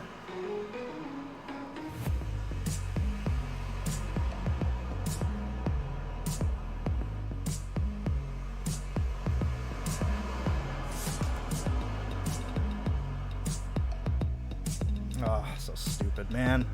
There are some races that you would do anything to give back, and this is one of them. No, it was just dumb. Need insurance coverage that's built for speed? Frank Yea's office in South Charleston has your back. Whether you're blazing down the highway, protecting the home you've built, or setting up a legacy for your family. And the thing is, I yanked it because my timing was off. I thought I had plenty of room, and I was just, I mean, it's simple and made for you. Scan the QR code on your screen now to explore You all our suck, services and start a free jackass. quote today. Lock it in, save it for You're later, right. or call us at That's why we put that baby up there. 304-7700 to get started. Well, let's see. I missed the finish, so let's see what happened to the rest of craziness. Terzak's there.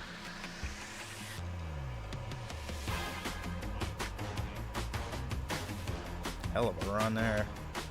Ooh. Man, they're pretty equal there coming to the line. Oh my god. And who the hell is that? Connolly. Good shit by him.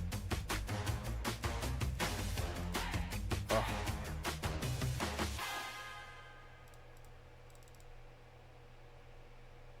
Boy, that's sweet. That's a great finish. Back at Michigan for the Charity Motorsports 250. He should Man, whoop we my had a lot ass. of green God flag damn it. runs here. Field really got stretched out. Couple of cautions. Really I'm telling you, spiced things up. like, and then I guess green, the next person I'm gonna to close this piss off one out. is You want to Junior. talk about That whole- spicy? that This whole thing Discord's got some crazy. shit on me. Wrecking coming down to the white Holy flag. hell. Then a wreck there on the backstretch, taking out the teammates Zach Millett, Adam Benefiel, and Kyle Terzak. Garrett Johnston's banging doors coming down to the line, and James Connolly trying to slip it in there and steal the win. Benefiel, Third, I know you're in here by now, and I'm so victorious. sorry, man. Let's see if we can get I'm a so word with the freaking sorry. driver of the number 56, Kyle Terzak. Talk to our race winner. Kyle, it's Steve with Track Limits. You got me? Yes, sir, I do. Kyle, congratulations, worst man. block 13th I've place probably starting position. ever I done. know you're lights out fast on And I short just wish I tracks. freaking wasn't retarded 2 Mile and Oval in realized it Michigan, was you. certainly a far cry from a short track, but you get it done here in thrilling fashion, green-white checkered style, holding off Garrett Johnston, trading paint all the way down to the line. Man, walk us through those closing laps. Oh, there he especially that is. I final knew you were start. in here. I How'd had you a get it done? feeling. I freaking knew it. I knew it. Oh, I freaking knew it. God damn it. On my Grand Track is Now I gotta buy him a box of Pro V1s or something. I feel like a dick. dig out of a hole, and I got How much signal I need to cut across 8 lanes? I turned None? left now, yeah. I turn Fuck now. me. Good luck, everybody else. Damn it. had a lot That was of just fun on the shitty. field, and, I'd do anything to go back and at least have a run in the, into that later, the but, line. yeah, that was 3 just wide into 3, I think. going to that green out checkered. I thought I could get a top 5 because I know some people took 2, and at first I thought it was gonna work. Oh, and I thumbs looked at up. my Those are middle tires, and fingers. I saw the left rear was like Yeah, well, yeah, they're middle 79%, fingers. So I was kind of second guessing. No, I deserve all 3 of if that them. was gonna work or not, and God, look at this you know, shit. that restart was just Fucking crazy. You know, everybody, driving. Some people had 2 tires, and some people had 4. We were 4 wide going down to 1. I think. I mean, I've watched it 1,000 times, and it you just know, gets off of fucking 2, I worse. just found myself clear. And Look I at the got up, and I yank had of the wheel. A decent Ugh. run, and then those 2 just I don't know what happened Awful. right there, but you know, I feel like You know, from what with I that saw, I run saw too, crazy Danny, I block, mean, and it just went spinning. So that was tough. Adam would have and been then, damn near clear to you know, I was behind Garrett. I sailing didn't in the have a field. huge run, but I went down to the 3, and I mean, Either I way, it drove would've been a so far Conti one, deep, too, and I I fucked can't it. even explain it. I was in his inside when I lifted off the gas. I jammed the brakes. I had a lot of rear brake in it, so jammed the brakes and it stuck. I'm gonna sign up for somehow, overtime, and all 4, and I I'm knew it gonna was gonna be work drag race, a so week I was straight just of holding him as state tight prison as possible, and not letting my just to punish myself for this. side draft, and then someone was putting it 3 wide. It was James. That's who it was, and I thought he was gonna get it for a second, but that was a eventful race. Eventful race, a more so eventful finish. Again, you come out on top, getting that first win of the season as we're looking forward now. Charlotte Motor Speedway A little next week. twerk. In fact, before we get into Charlotte, track temperature is pretty high here tonight. Handling seemed to be a premium. Was that hot track really making a big difference, or was it all a aero issue than anything else? Oh, Yeah, the track. It was right definitely about- played a part. You know, I literally Here. had, I don't know, Right maybe about 4 here, I laps could of, almost feel- practice coming in here, you know, just don't got do home it, you from motherfucker. dinner and hopped in here, and since I'm And lack right of about experience here, in it these was- cars, I kind of had to you're dead learn to on me. the fly, and Ugh. the track tip definitely did not help us. I killed the right rear a couple times, so that didn't help, and aero is just also a big deal. I mean, outside. Jesus Christ, what a if week. you- Yeah, Bailey got if you booted. I'm side draft next. someone on the outside, Jesus. it was just so easy to get your spot back. But yeah. Well, again, Charlotte next week, different style racetrack. It's only a half-mile shorter than this place, believe it or not, but it feels a whole lot faster, narrower racetrack, it's even not as much room to work with. How do you prepare yourself to get it done? Maybe go 2 in a row next week. But that is the worst. Got to put in the time, right? Like I said, I don't have really a lot of experience in these cars, and I'm happy Kyle got it on anybody, though. I got to catch up to everybody else, right? So I got to put in the time, put in the practice, and you know, Charlotte, I actually have some experience there, not in the O'Reilly car. I actually have it in the truck, but I'm gonna take that knowledge from the truck. Yeah, we'll give it another try next week. And take what I can. I won't be around tomorrow. I'll be in the. All right, Kyle. Well, congrats on picking up the win, first of the season. Who do you want to thank? Yeah, I want to thank Chris for this on you as well for the broadcast. Good. I deserve it. Arcade Sub Shop. Wait, where? IROC Esports. I heard they got the top 2 splits in the qualifying series, so congratulations to them. I want to thank Hot Shot Photography, Best Iris and Photos. I want to thank Corey Bodie Raps, Matthew Designs for your live stuff, Terzak Race on the Facebook, and everybody's watching back at home. All right, Kyle. Thanks for talking to us. Congrats again, man. Good luck next week in the home race at Charlotte. Thank you, Steve. Kyle Terzak, race winner here at MIS. Next, we'll talk to Garrett Johnston. Put on 2 right sides on that final pit stop under caution that set us up for the green-white checkered. It almost translated into a race win, but he'll have to settle for the second spot. Garrett Johnston at Steve with Track Limits. You got us? Yep, I do. Garrett, congrats, man. I know this one probably stings, but you gambled there at the end. Right side tires only on the final pit stop. We really thought you were going to have this one in the bag, but things all went to hell in a handbasket in the final couple of laps. It was close. You and Terzak banging doors all the way to the finish, man. What was it from your perspective, coming off turn 4 and then battling Kyle all the way to the finish? All right. Yeah, I mean, on 2 tires. Congratulations to Kyle. I'm glad he got tried it. to go low and hell of a P2 for Garrett too. That'd be good for him in the points. Yeah, the car was hard enough to drive. Oh man, at the end of the run, have that one back.